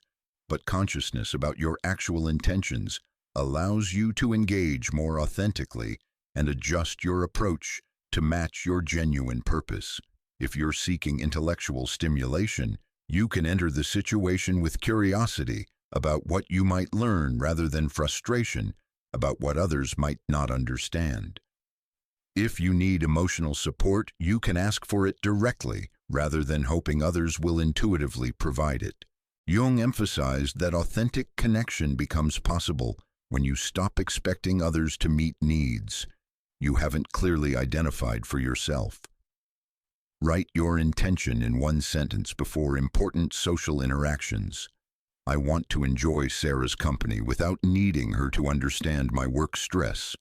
Or, I'm hoping to find collaborators for the project I'm passionate about. Or, I need to feel heard about my recent insights, so I'll ask for that specifically. This practice eliminates the unconscious neediness that drives others away, while clarifying what you actually hope to give and receive in the interaction. The depth gauge practice, reading others' capacity. Develop sensitivity to others' capacity for depth by starting conversations at surface levels and gradually increasing complexity, learning to recognize when you've reached someone's comfort zone rather than pushing beyond it. This isn't manipulation or fakeness, it's conscious skillfulness in meeting others where they are while remaining true to your authentic interests. Begin conversations with genuine but accessible topics. How was your weekend? Then listen not just to the content of their response, but to the level of complexity, emotional openness, and intellectual curiosity they demonstrate. If someone responds to, "How was your weekend?" with detailed stories about their internal experience, unexpected insights, or complex emotional processing, you've identified someone with capacity for depth. You can gradually share more of your authentic complexity. If they respond with surface details and seem content with logistical conversation, you've identified someone whose depth expresses differently. You can appreciate their presence without expecting intellectual engagement. The key is recognizing that people have different capacities for different types of depth. Someone might be emotionally sophisticated but intellectually concrete. Another person might be brilliant analytically but emotionally defended. A third might possess spiritual wisdom without academic training. Jung called this differentiated recognition, the ability to perceive and appreciate different forms of human depth rather than expecting everyone to match your particular configuration. Practice this regularly. What kind of depth is this person capable of? How can I appreciate their unique gifts without demanding they share my interests or processing style? Persona awareness exercise, conscious self-expression. After social interactions, journal about which aspects felt authentic versus performative, noting when you unconsciously shifted into people-pleasing or intellectual showing-off rather than genuine expression. Jung discovered that most people unconsciously adapt their personality in social situations, then feel drained or inauthentic without understanding why. Conscious awareness of these adaptations allows you to make deliberate choices about self-expression. Ask yourself after each significant interaction, which parts of the conversation felt natural and energizing? When did I shift into performance mode, and what triggered that shift? What aspects of my authentic self did I hide, and why? When did I unconsciously try to impress rather than connect? What would I have shared if I felt completely safe and accepted? This isn't about judging your social adaptations. Sometimes conscious persona management serves authentic connection. The goal is awareness that allows conscious choice.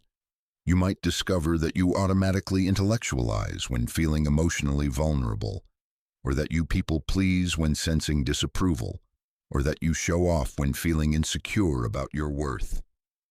These patterns aren't character flaws. They're protective mechanisms that once served important functions, but unconscious protection prevents authentic connection. Conscious awareness allows you to choose when protection serves relationship and when vulnerability would better serve connection. Jung emphasized that the goal isn't eliminating all social adaptation, but developing such clear contact with your authentic self that you can consciously choose how much to share in different contexts based on what serves the relationship's potential for genuine connection. Curiosity cultivation, appreciating different forms of wisdom practice, asking questions about others' passions and interests with genuine curiosity rather than judgment, discovering that depth of engagement matters more than similarity of content. Most intelligent people unconsciously evaluate others based on whether their interests seem intellectually sophisticated. This creates immediate barriers to connection with people whose depth expresses through different channels. Jung discovered that authentic engagement with existence, what he called psychological aliveness, manifests in countless forms. The key is recognizing and appreciating depth of engagement, regardless of the specific content. The master craftsman who approaches woodworking with philosophical precision demonstrates the same psychological aliveness as the academic who approaches theory with passionate curiosity. The parent who raises children with conscious intentionality shows the same depth of engagement as the artist creating meaningful work. Practice this by asking questions that reveal people's relationship with their interests, rather than just the interests themselves. What draws you to that activity? How did you discover your passion for this? What keeps you engaged with this over time? What have you learned about yourself through this interest? These questions reveal depth of engagement, personal meaning, and psychological sophistication that might not be obvious from surface descriptions of activities or interests. You might discover that the person who seems obsessed with sports actually engages with athletics as a study of human potential, teamwork psychology, and personal transformation. The colleague who talks constantly about their children might be deeply engaged with questions about human development, unconditional love, and the meaning of legacy. Jung emphasized that this practice isn't about pretending to be interested in things that bore you, but about discovering the deeper human questions that people explore through their particular interests, questions that might genuinely fascinate you, even when the specific activities don't. Energy management, protecting your relational resources. Learn to recognize which social interactions energize versus drain you, and structure your social life to include more of the former while limiting exposure to relationally depleting situations. Jung observed that highly sensitive, intelligent individuals often exhaust themselves trying to maintain social connections that consistently drain their energy. This creates a negative association with social interaction that prevents them from recognizing genuinely nourishing relational opportunities. Energy awareness requires honest assessment of how different people and social situations affect your psychological vitality. Which conversations leave you feeling energized and inspired? Which interactions drain you despite being pleasant or socially successful? Which people can you be authentic around without constant self-monitoring? Which social contexts bring out your natural enthusiasms versus those that require performance? This isn't about avoiding all challenging or draining interactions. Sometimes energy investment serves important purposes, but it is about consciously choosing where to invest your finite relational energy based on what serves your authentic connection needs. Jung recommended what he called social titration, consciously balancing energizing interactions with draining ones and ensuring you have sufficient solitude to process and integrate social experiences. You might discover that large group social events consistently drain you, while one-on-one conversations energize you, or that professional networking exhausts you, while conversations about shared interests invigorate you. Structure your social calendar to honor these patterns rather than fighting them. Decline social obligations that consistently leave you feeling depleted unless they serve other important purposes. Actively seek social experiences that match your natural energy patterns. The bridge building technique, finding common ground. Find common ground with others through shared values, life experiences, or emotional responses rather than requiring shared intellectual interests or cognitive styles. Jung discovered that authentic connection often happens not through similarity of interests, but through resonance at deeper levels. Shared values about authenticity, beauty, meaning, growth, service, or love. Two people might have completely different intellectual interests, but share deep commitment to living with integrity. They might process information differently, but both value genuine understanding over superficial harmony. They might express themselves through different mediums, but both seek to contribute something meaningful to the world. Practice looking for these deeper commonalities. What does this person really care about beneath their surface interests? What values guide their choices and priorities? What life experiences have shaped their perspective in ways I can relate to? How do they approach challenges or growth in ways that resonate with my own journey? You might discover profound connection with someone whose specific interests differ dramatically from yours, but whose approach to life reflects similar values and consciousness. The introverted gardener who tends plants with meditative attention might share your contemplative nature even though they've never read philosophy. The extroverted teacher who energizes students might share your commitment to helping others grow, even though their methods differ completely from yours. Jung emphasized that bridge building requires releasing attachment to surface similarities in favor of deeper resonance. This doesn't mean ignoring intellectual compatibility when it exists, but rather not requiring it as a prerequisite for authentic connection. Solitude integration, relating from fullness rather than need. Develop such a rich relationship with yourself through reflection, creativity, and self-dialogue that you approach others from fullness rather than need, making connection optional rather than desperate. This is perhaps the most important practice Jung developed for intelligent, sensitive individuals. Most relationship problems stem from approaching others from emptiness, need, or deficiency, rather than from psychological abundance. Solitude integration means developing internal sources of intellectual stimulation, emotional nourishment, and creative expression so complete that you don't need others to provide what you can give yourself.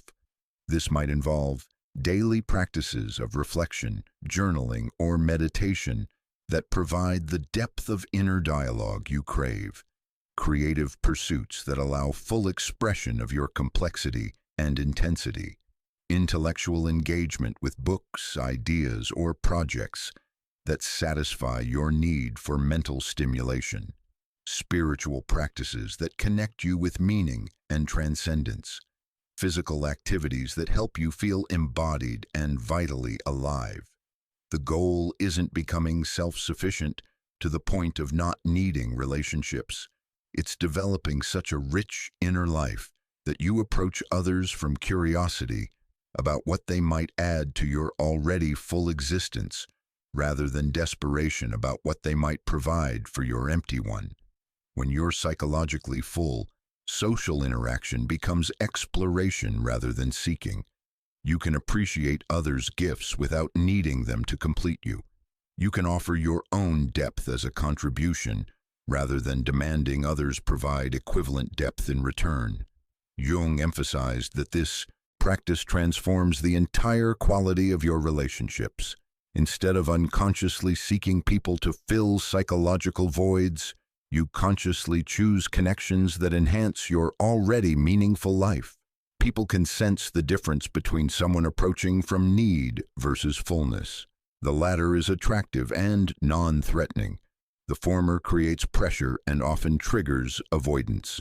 These 7 practices work together to create what Jung called authentic availability, the capacity to remain completely true to your complex nature while being genuinely open to connection with others who may be very different from you. The practices require patience and consistent application, but they gradually transform relationship from a source of frustration into an arena for authentic expression and mutual appreciation. Jung identified 5 distinct stages that intelligent individuals typically navigate in developing authentic connections.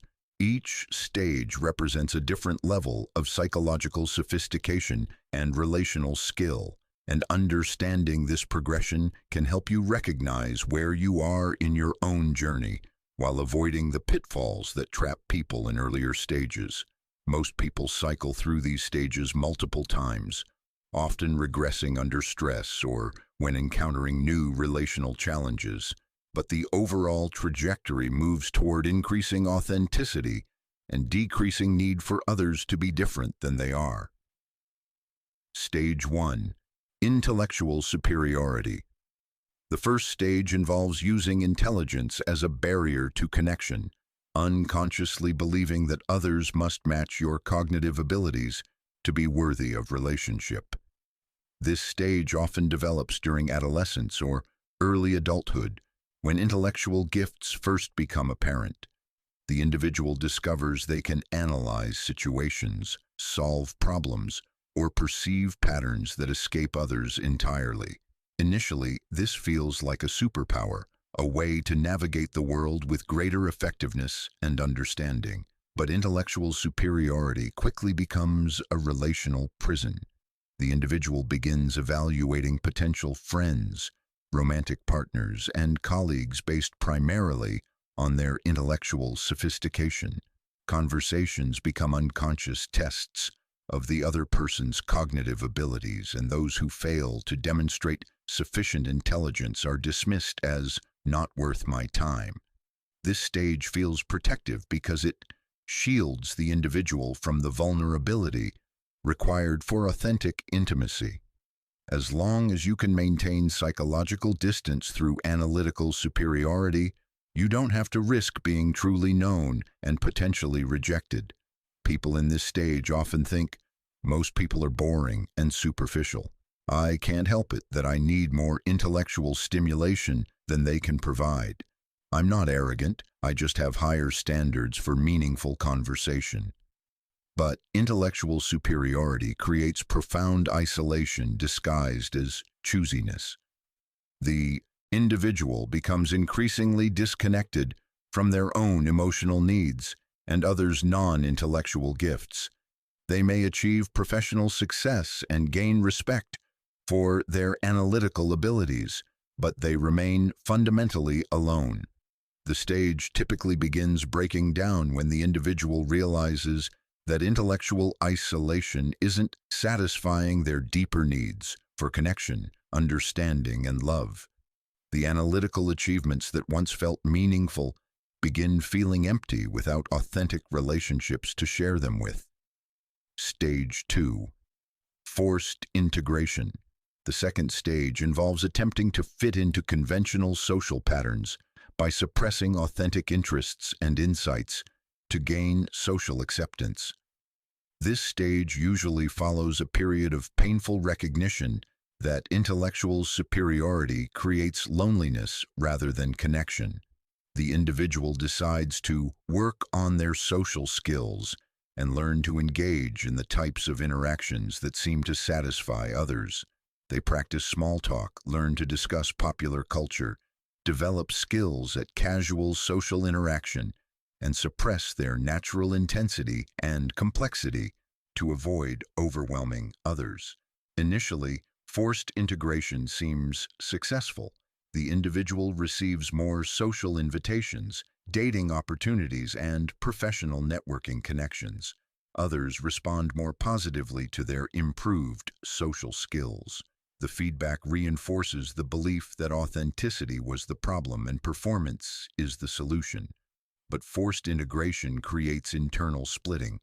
Part of the person engages in socially acceptable interactions, while another part remains isolated with thoughts, feelings, and insights they cannot share. The social success feels hollow because it's based on hiding rather than revealing their authentic self. People in this stage often think, I guess I just need to learn to be more normal. Everyone else seems happy with surface-level relationships, so maybe my need for depth is unrealistic. I should be grateful for the connections I have instead of always wanting more. This stage is characterized by exhaustion from constant performance, resentment toward people who seem satisfied with shallow interaction, and growing disconnection from their own authentic desires and responses. The individual may maintain active social calendars while feeling more alone than when they were isolated.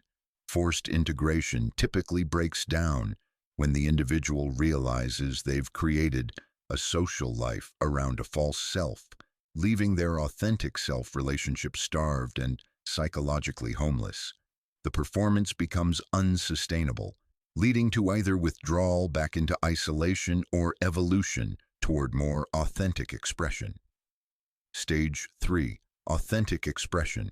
The third stage involves learning to share genuine thoughts and feelings without requiring others to match or understand them completely, developing comfort with being misunderstood while remaining open to connection. This stage represents a crucial breakthrough, recognizing that authentic self-expression and acceptance of others' limitations can coexist. The individual stops trying to either prove their superiority or hide their complexity, instead learning to express themselves genuinely while releasing attachment to specific responses. Authentic expression requires developing what Jung called non-attached sharing, offering your genuine thoughts, feelings, and insights as gifts without demanding that others reciprocate with equivalent depth or understanding. This might mean sharing your excitement about a philosophical insight with a friend who can't engage intellectually but can appreciate your enthusiasm, or expressing your complex feelings about a situation without expecting the other person to provide sophisticated emotional analysis. People in this stage learn to say, "This is who I am and what matters to me. I don't need you to become like me or completely understand me, but I need to be authentic about my inner experience. If you can appreciate me as I am, wonderful. If not, that's okay too." Authentic expression feels risky because it involves being genuinely visible without controlling others' responses. But it also feels liberating because it ends the exhausting performance of forced integration while avoiding the isolation of intellectual superiority. This stage often involves experiencing rejection from people who were comfortable with your performed self but are threatened by your authentic complexity. But it also opens the possibility for connections with people who can appreciate your depth even if they don't share your specific interests or processing style. The breakthrough comes when the individual realizes that being misunderstood by some people is an acceptable price for being genuinely known by others. Authenticity becomes more important than universal acceptance. Stage 4. Depth recognition. The fourth stage involves discovering that others possess different but equally valid forms of depth, intelligence, and authenticity, expanding your definition of compatibility beyond intellectual similarity. This stage represents a fundamental shift from evaluating others based on whether they match your cognitive style to recognizing and appreciating different forms of human wisdom and engagement with existence. The individual begins noticing that depth expresses through countless channels. The mechanic who approaches car repair with philosophical precision, the parent who raises children with conscious intentionality, the artist who creates beauty that touches the soul without using intellectual concepts. Jung called this differentiated appreciation, the ability to perceive and value different forms of psychological aliveness rather than privileging your particular configuration of gifts. People in this stage think intelligence and depth manifest in so many ways. This person's emotional wisdom is as sophisticated as my analytical abilities. That person's practical knowledge represents years of careful observation and experimentation. Everyone has unique gifts that I can learn from if I remain curious rather than judgmental. Depth recognition transforms relationship from a search for intellectual twins into exploration of the diverse ways consciousness expresses itself through different human beings. This dramatically expands the pool of potential authentic connections while maintaining high standards for psychological aliveness and genuine engagement. This stage often involves developing friendships and romantic relationships with people whose interests, backgrounds, or expression styles differ significantly from yours, but whose commitment to authenticity, growth, and meaningful engagement matches your own. The challenge of this stage is learning to appreciate different forms of depth without losing connection to your own authentic nature or compromising your genuine needs for intellectual stimulation and complexity. Stage 5. Related individuation. The final stage involves achieving the capacity to maintain psychological independence while genuinely caring for others' well-being and growth. Finding ways to contribute your gifts to relationships without losing yourself or trying to change others. Related individuation represents the integration of Jung's core psychological principles, complete acceptance of your authentic self, combined with genuine love and appreciation for others' unique paths of development. In this stage, the individual has developed such a solid relationship with their own depth and complexity that they can share it as a natural expression rather than a defensive position. They no longer need others to validate their intelligence or match their sophistication because their sense of worth comes from internal wholeness rather than external recognition. Simultaneously, they've developed genuine curiosity about and appreciation for others' different ways of being human. They can recognize and enjoy different forms of wisdom, creativity, and authenticity without needing to convert others to their own perspective or lifestyle. People in this stage naturally think, I am who I am, and you are who you are. I appreciate your unique way of engaging with existence, and I offer my own gifts in whatever ways serve our mutual growth and joy. I don't need you to change to accommodate me, and I won't change to accommodate you, but I'm genuinely interested in how we can enhance each other's authentic expression. Related individuation allows for what Jung considered the highest form of human relationship, connection between two psychologically whole individuals who choose to share their lives not from need or deficiency, but from abundance and genuine care. This doesn't mean all relationships become deep or complex. Some connections remain casual and light, but the individual can appreciate different levels and types of relationship without desperately seeking what each connection cannot provide or resenting what it doesn't offer.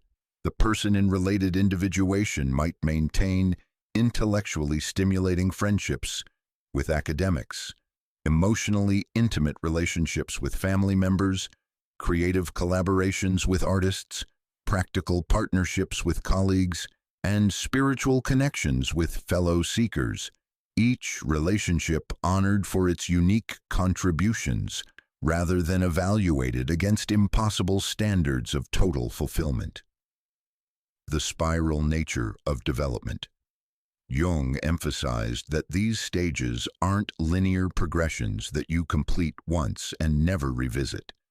Instead, they form a spiral where you cycle through earlier stages, at higher levels of integration whenever you encounter new relational challenges. Someone in stage 4 might regress to intellectual superiority when stressed or threatened.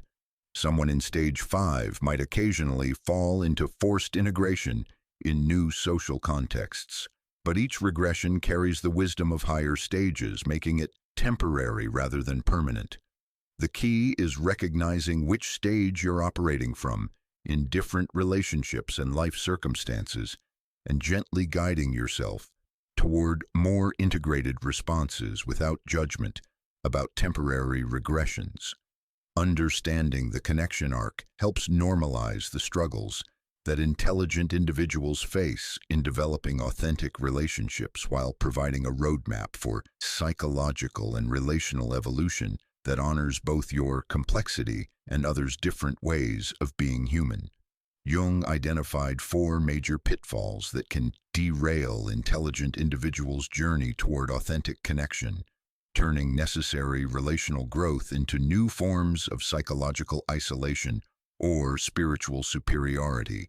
These pitfalls are particularly dangerous because they masquerade as psychological sophistication while actually preventing the vulnerability and humility that authentic connection requires. Understanding these shadow aspects of relational development might save you years of subtle self-sabotage, disguised as spiritual or psychological evolution. The inflation pitfall, spiritual and psychological superiority. The first and most seductive pitfall involves becoming identified with being too deep, too conscious, or too evolved for ordinary relationships, using spiritual or psychological insights as weapons of superiority rather than bridges to understanding.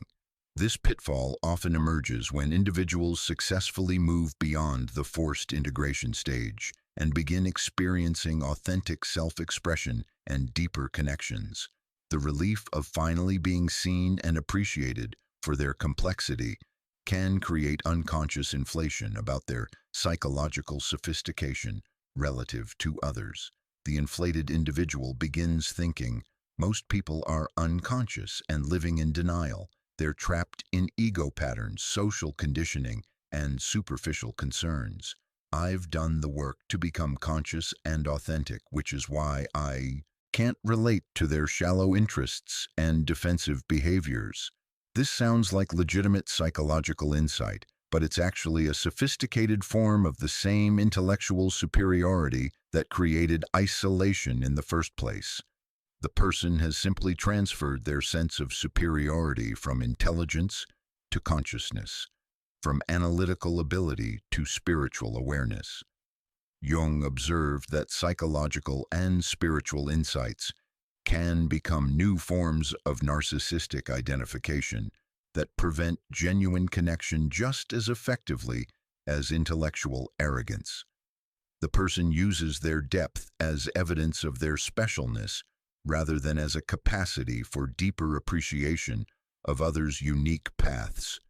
The inflation pitfall creates what Jung called the enlightened ego, an identity built around being more conscious, authentic, or psychologically sophisticated than others.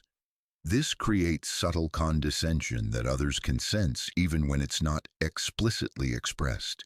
People caught in this pitfall often attract others who are seeking psychological or spiritual guidance, creating relationships where they're constantly in the teacher or helper role, rather than experiencing mutual exchange. They become addicted to being seen as wise or conscious, rather than being known as complete human beings with their own struggles and limitations. The antidote to inflation is what Jung called psychological humility, recognizing that consciousness and authenticity are gifts to be used in service of connection rather than evidence of superiority, and that everyone is doing their best with their current level of awareness. The martyrdom pitfall, the tragic specialness of being misunderstood. The second pitfall involves developing a victim identity around being misunderstood or unappreciated, unconsciously enjoying the specialness of tragic loneliness rather than taking responsibility for developing relational skills and emotional maturity. Individuals caught in the martyrdom pitfall have usually experienced genuine rejection, misunderstanding, or emotional invalidation due to their complexity and depth. These experiences create real psychological wounds that deserve compassion and healing.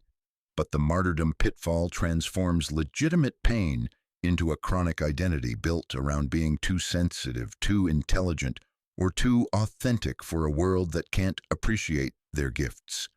The martyred individual thinks, "I'm destined to be alone because I see too much, feel too deeply, and care too much about truth and authenticity. Others can't handle my intensity, so I'm condemned to loneliness by my very gifts. It's tragic, but at least I'm maintaining my integrity instead of compromising like everyone else." This creates a perverse psychological payoff where loneliness becomes evidence of specialness, and connection would actually threaten the individual's sense of being uniquely deep and misunderstood. Jung recognized martyrdom as a shadow form of individuation where the person uses their differentiation from others as a source of identity rather than as a foundation for more authentic connection. They become attached to their suffering as proof of their depth. The martyrdom pitfall prevents individuals from examining their own contributions to relational difficulties. If others can't handle your authenticity, the problem must be with them rather than with your approach to sharing your authentic self. This creates stagnation where the person remains stuck in early stages of relational development while believing they've transcended the need for conventional connection. The antidote is taking responsibility for learning to express authenticity in ways that invite rather than overwhelm others, while maintaining compassion for the real pain that created the martyrdom response. The collector pitfall: relationships as trophies of sophisticated taste.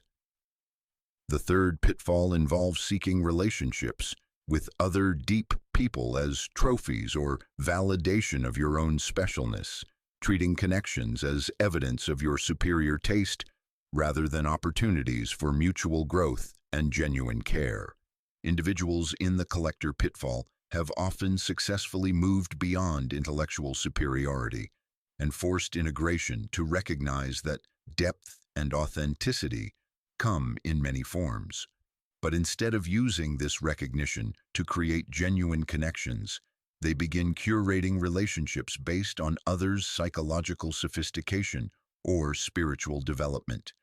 The collector thinks, "I only connect with conscious people who are doing their inner work. My friends are all highly intelligent, emotionally aware, or spiritually developed. I don't waste time on unconscious relationships anymore. I only invest in connections that match my level of growth and awareness." This sounds like healthy discernment, but it often masks using others' psychological or spiritual development as ego validation rather than genuine appreciation for their unique qualities and contributions. The collector pitfall creates what Jung called conscious materialism, accumulating relationships with impressive people as proof of your own worth, rather than connecting with others from genuine care and interest in their well-being.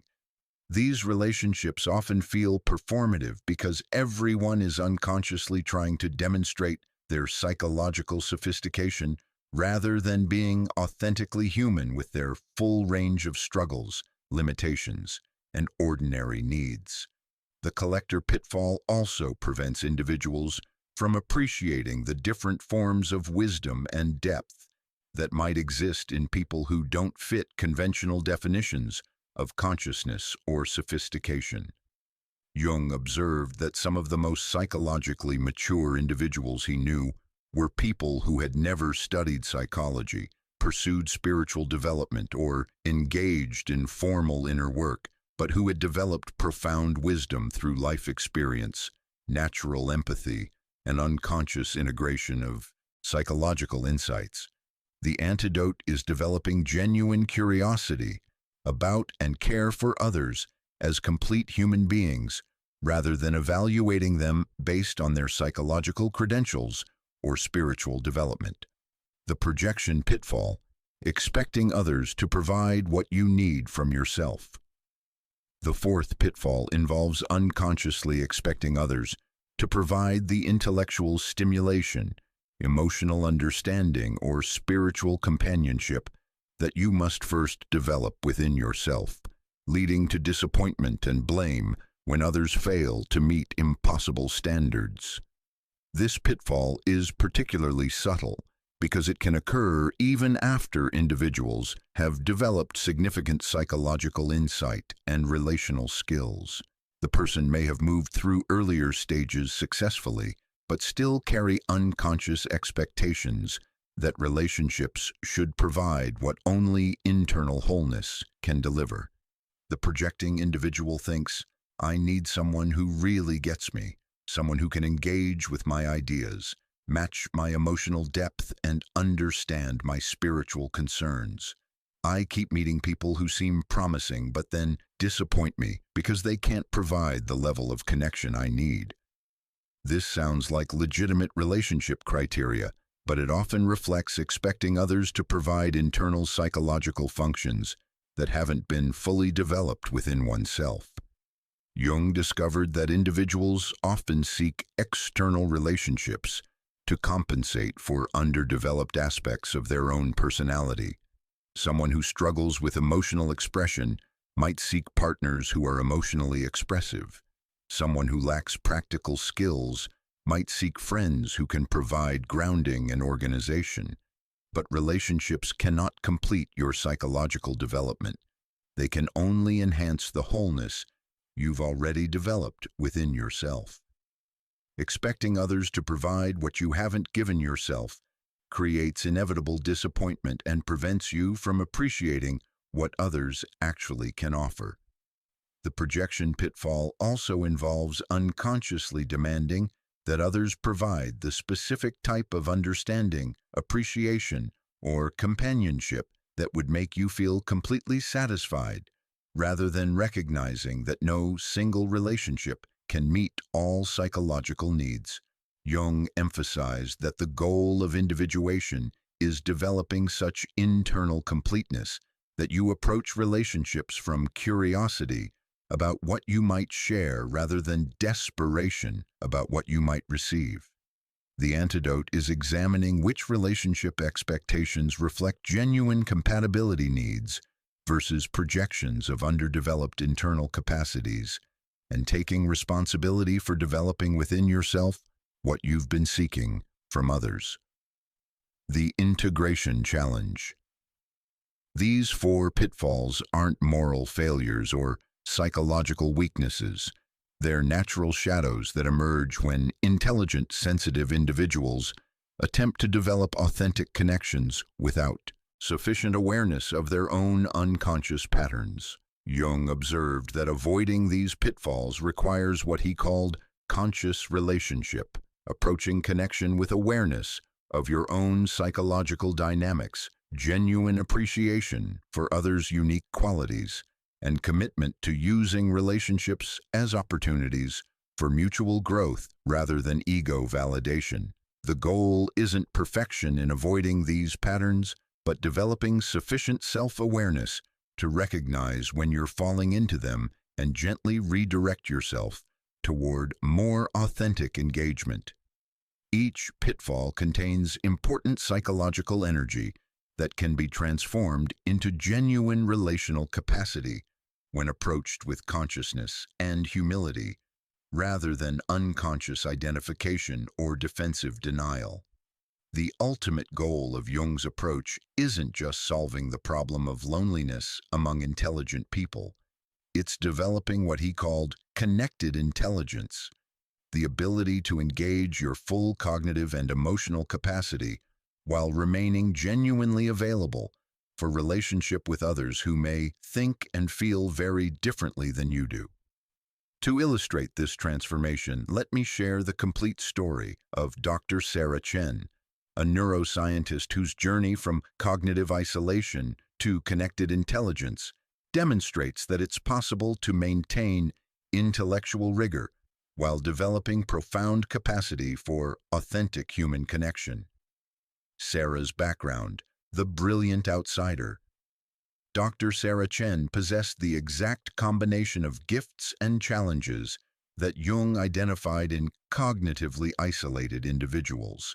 A neuroscientist studying consciousness and brain plasticity, Sarah could analyze complex neural networks, design sophisticated experiments, and perceive patterns in data that eluded other researchers in her field. But her intellectual gifts created profound social isolation. Sarah's colleagues respected her analytical abilities, while finding her intensity overwhelming in casual interactions. Her romantic relationships followed predictable patterns: initial attraction to her intelligence and depth, followed by gradual withdrawal as partners realized they felt intellectually inadequate around her. "I felt like I was living in two different worlds," Sarah later reflected.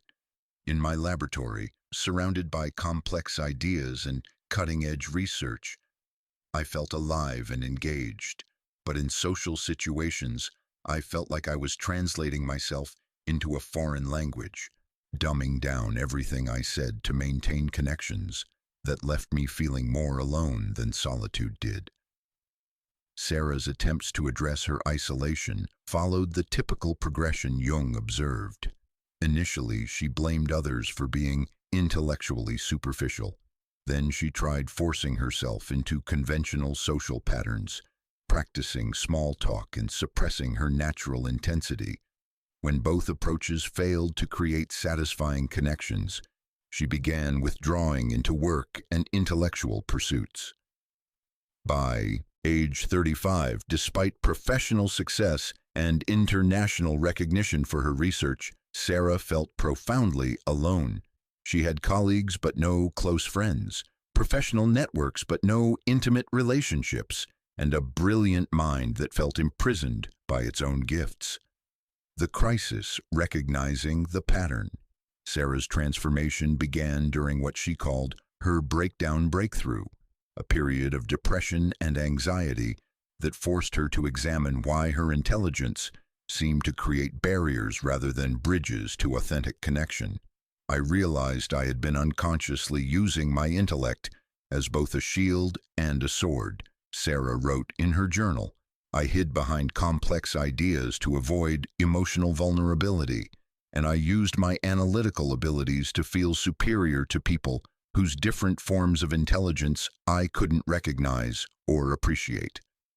Through Jungian analysis, Sarah discovered that her cognitive isolation wasn't just about others' inability to match her intellectual sophistication. It was about her own inability to appreciate different forms of human depth and wisdom. She began noticing how her unconscious intellectual superiority created subtle barriers that others could sense, even when she wasn't explicitly condescending.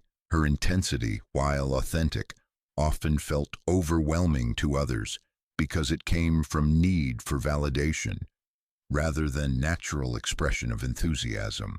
Most importantly, Sarah realized she had been seeking external relationships to provide the intellectual stimulation and emotional understanding she hadn't learned to give herself. She was looking for others to complete her, rather than complement her already whole personality. The work Individuation through Relationship.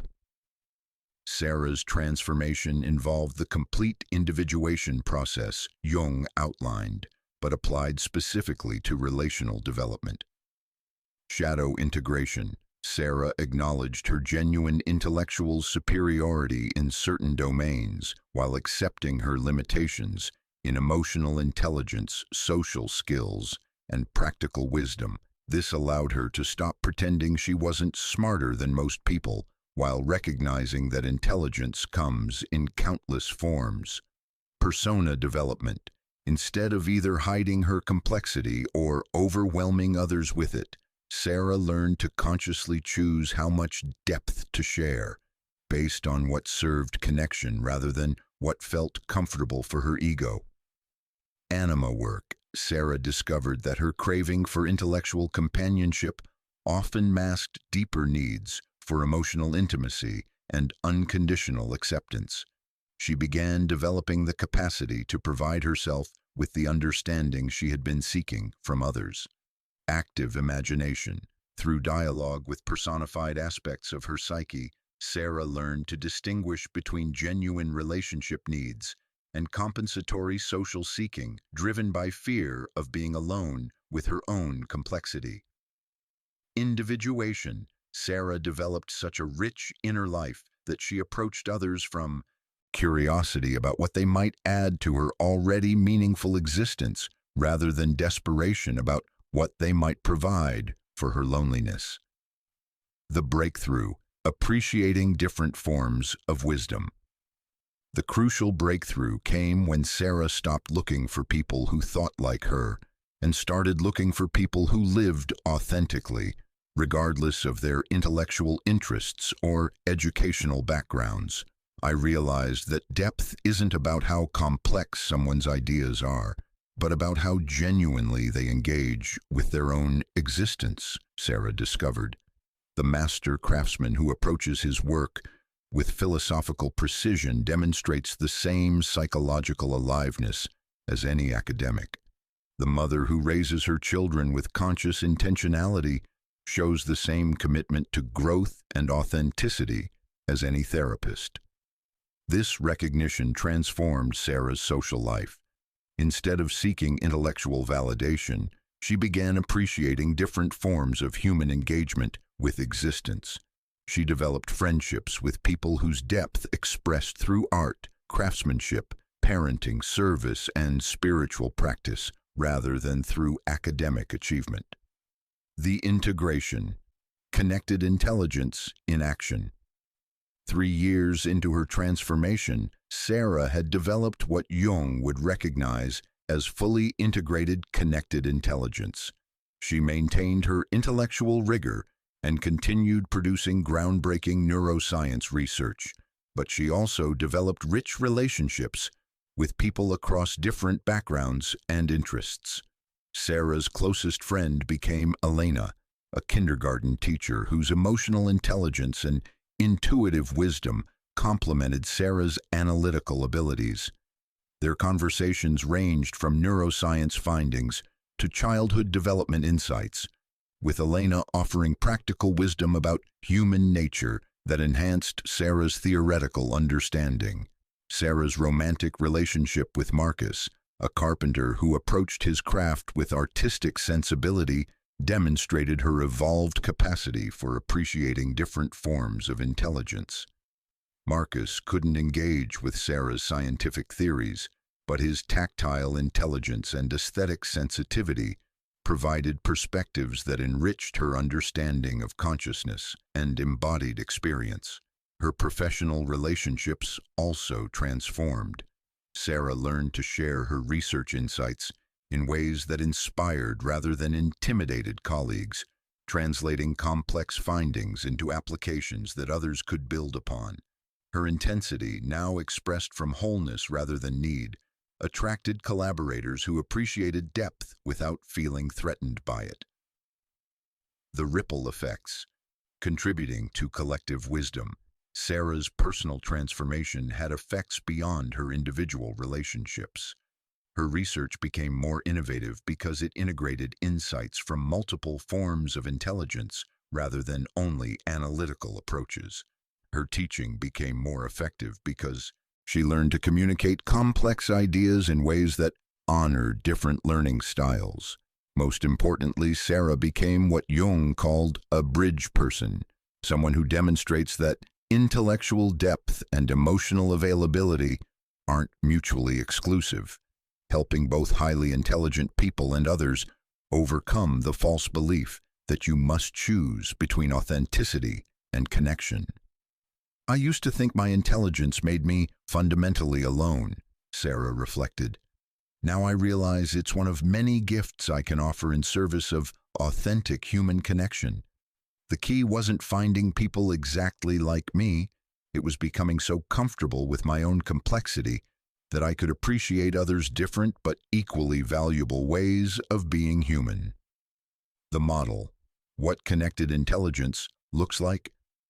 Sarah's story illustrates what Jung meant by connected intelligence: intellectual integration, maintaining full cognitive capacity while using intelligence in service of understanding and appreciating others rather than proving superiority. Emotional availability, developing the emotional intelligence and interpersonal skills necessary for intimate connection without sacrificing intellectual authenticity. Differentiated appreciation, recognizing and valuing different forms of human depth, wisdom, and engagement with existence rather than privileging your particular configuration of gifts. Conscious choice, making deliberate decisions about self-expression based on what serves authentic connection rather than unconscious adaptation or defensive superiority. Service orientation, using your gifts to contribute to others' growth and well-being, rather than to establish psychological distance or validate your specialness. Sarah's transformation demonstrates that Jung's vision of individuation within relationship isn't just theoretical possibility. It's a practical path available to anyone willing to do the psychological work required to transform their depth from a barrier into a bridge to authentic human connection. Jung believed that intelligent individuals who learn to connect authentically serve a crucial role in human evolution, becoming bridges between different ways of knowing and being that help prevent cultural fragmentation and intellectual isolation. Understanding why your personal relational development matters for humanity might provide the motivation needed to persist through the challenging work of transforming cognitive isolation into connected intelligence. The integration function, translating between different forms of wisdom. When highly intelligent people develop genuine relational skills, they become natural translators between different cognitive and cultural communities, helping complex ideas reach broader audiences while helping practical wisdom inform abstract thinking. Consider how many breakthrough innovations emerge from cross-pollination between different fields of knowledge.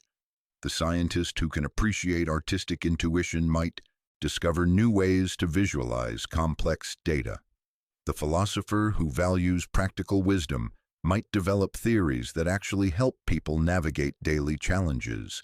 The technologist who understands emotional intelligence might create tools that enhance rather than diminish human connection. But this integration only happens when intelligent individuals develop the relational capacity to genuinely connect with people whose expertise and perspectives differ from their own. Intellectual isolation prevents the creative combinations that drive human progress. Jung observed that isolated intellectuals often develop increasingly elaborate theories that become disconnected from lived human experience. Their insights might be technically accurate but practically useless because they haven't been tested against the wisdom that emerges from different ways of engaging with reality. Connected, intelligent individuals serve as essential bridges, translating abstract insights into practical applications and bringing practical wisdom into theoretical frameworks. They help prevent the dangerous split between intellectual sophistication and lived wisdom that characterizes many declining civilizations. The depth catalyst, modeling integration of intelligence and heart. Connected, intelligent individuals demonstrate that depth and warmth are compatible rather than contradictory, inspiring others to develop both their thinking and relating capacities. Our culture has created a false dichotomy between intelligence and emotional availability, academic achievement and interpersonal skills, intellectual sophistication and authentic human connection. This split damages both highly intelligent people who feel forced to choose between authenticity and relationship, and others who feel intimidated by intellectual depth or dismissive of emotional complexity. When intelligent individuals learn to express their gifts through genuine care for others' well-being and growth, they model a way of being that integrates the full spectrum of human capacities. This gives others permission to be both smart and kind, both analytically rigorous and emotionally open. Jung recognized that many people suppress their own intelligence or curiosity because they've learned to associate intellectual development with social isolation or emotional coldness. Seeing examples of connected intelligence helps them reclaim their own cognitive gifts while maintaining their capacity for warmth and intimacy.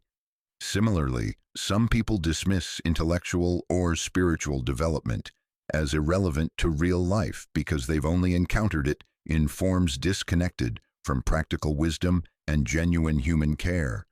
Connected, intelligent individuals demonstrate that consciousness and compassion naturally enhance each other.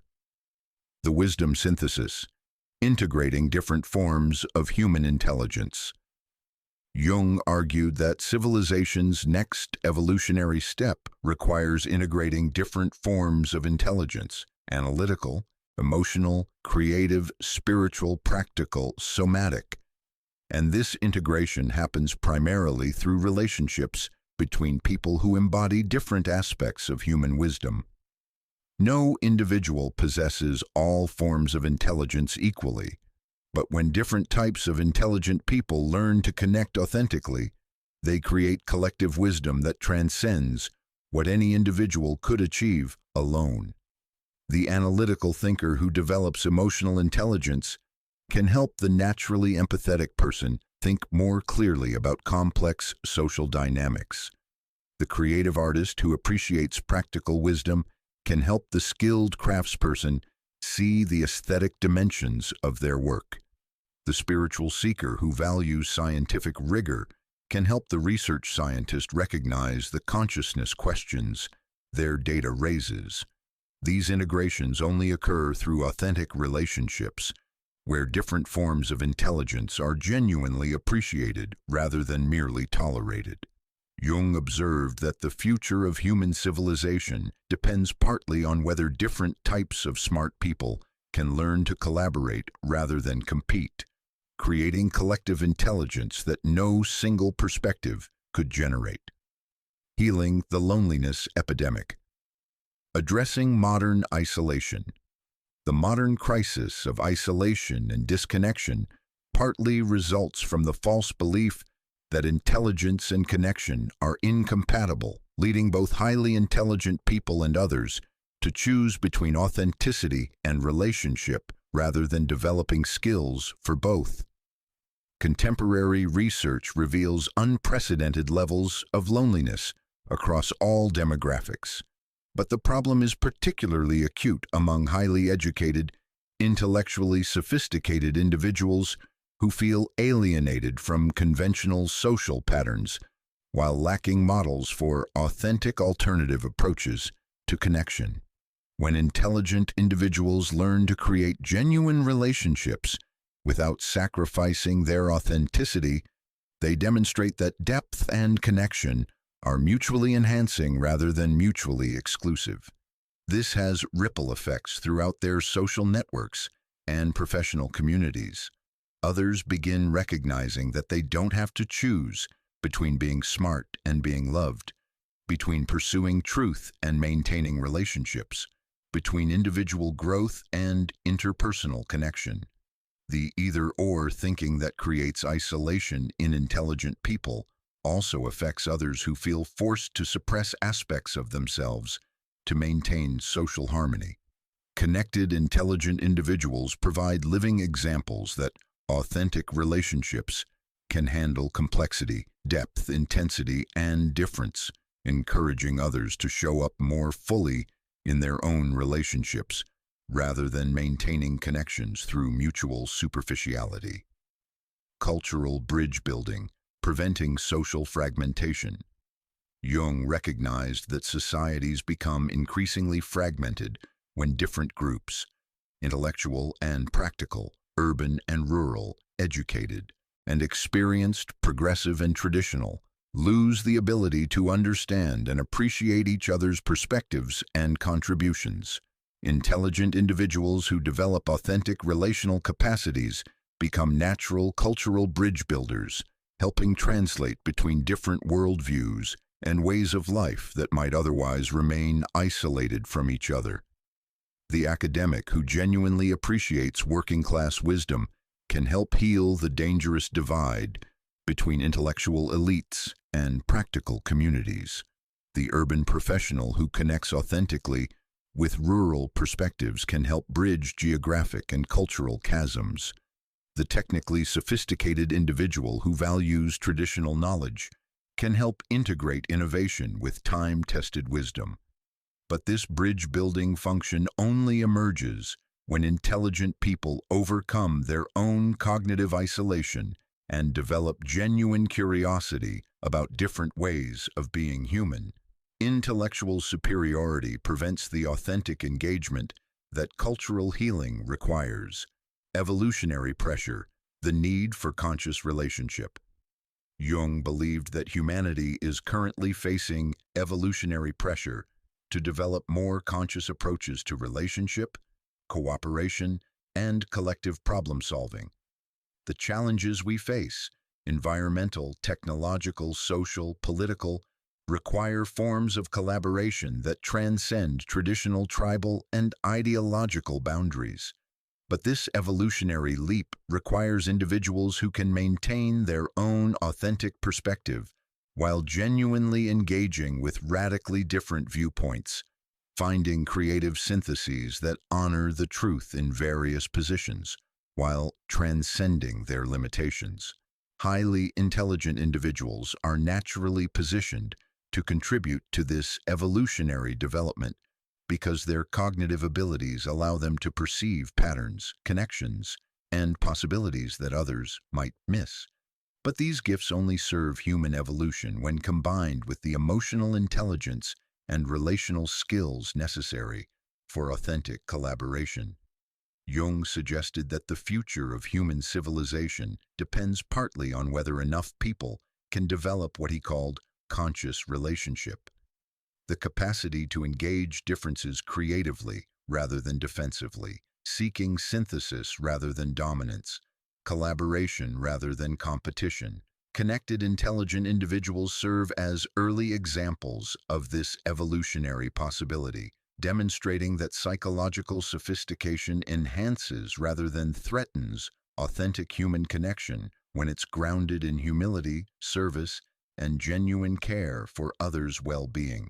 Your role in collective transformation, understanding the collective importance of your personal relational development, transforms individual therapy and growth work into service to human evolution. Your struggle to integrate intelligence and authenticity with genuine connection isn't just about personal happiness. It's about contributing to the healing and evolution of human consciousness itself.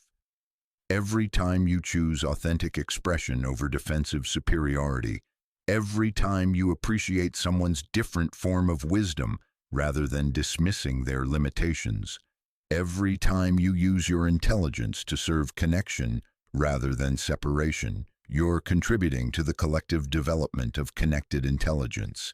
This doesn't mean becoming responsible for solving humanity's relational problems single-handedly. It means recognizing that your personal individuation and relational development naturally serves collective healing when it's grounded in genuine care for the well-being of all beings rather than just personal satisfaction. Jung's vision suggests that connected, intelligent individuals are evolutionary agents, helping humanity develop more conscious approaches to relationship, collaboration, and collective wisdom that could address the challenges no individual or single group can solve alone. You now possess Jung's complete roadmap for transforming intellectual isolation into connected intelligence, understanding that your depth isn't a barrier to connection, but a gift that requires skillful expression. The 5 reasons intelligent people feel lost in shallow connections aren't permanent limitations but evolutionary challenges that, when navigated consciously, lead to more authentic and satisfying relationships than most people ever experience. But knowledge without action remains theoretical comfort rather than lived transformation. Jung emphasized that individuation happens through conscious engagement with life's challenges, not through intellectual understanding alone. Your integration challenge, the 30-day authenticity experiment.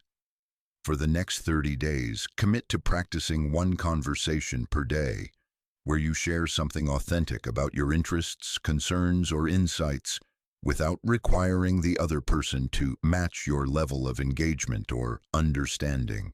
This isn't about overwhelming people with complexity or forcing deep conversations into inappropriate contexts. It's about offering your genuine self as a gift while remaining curious about others' responses rather than controlling them. Start small.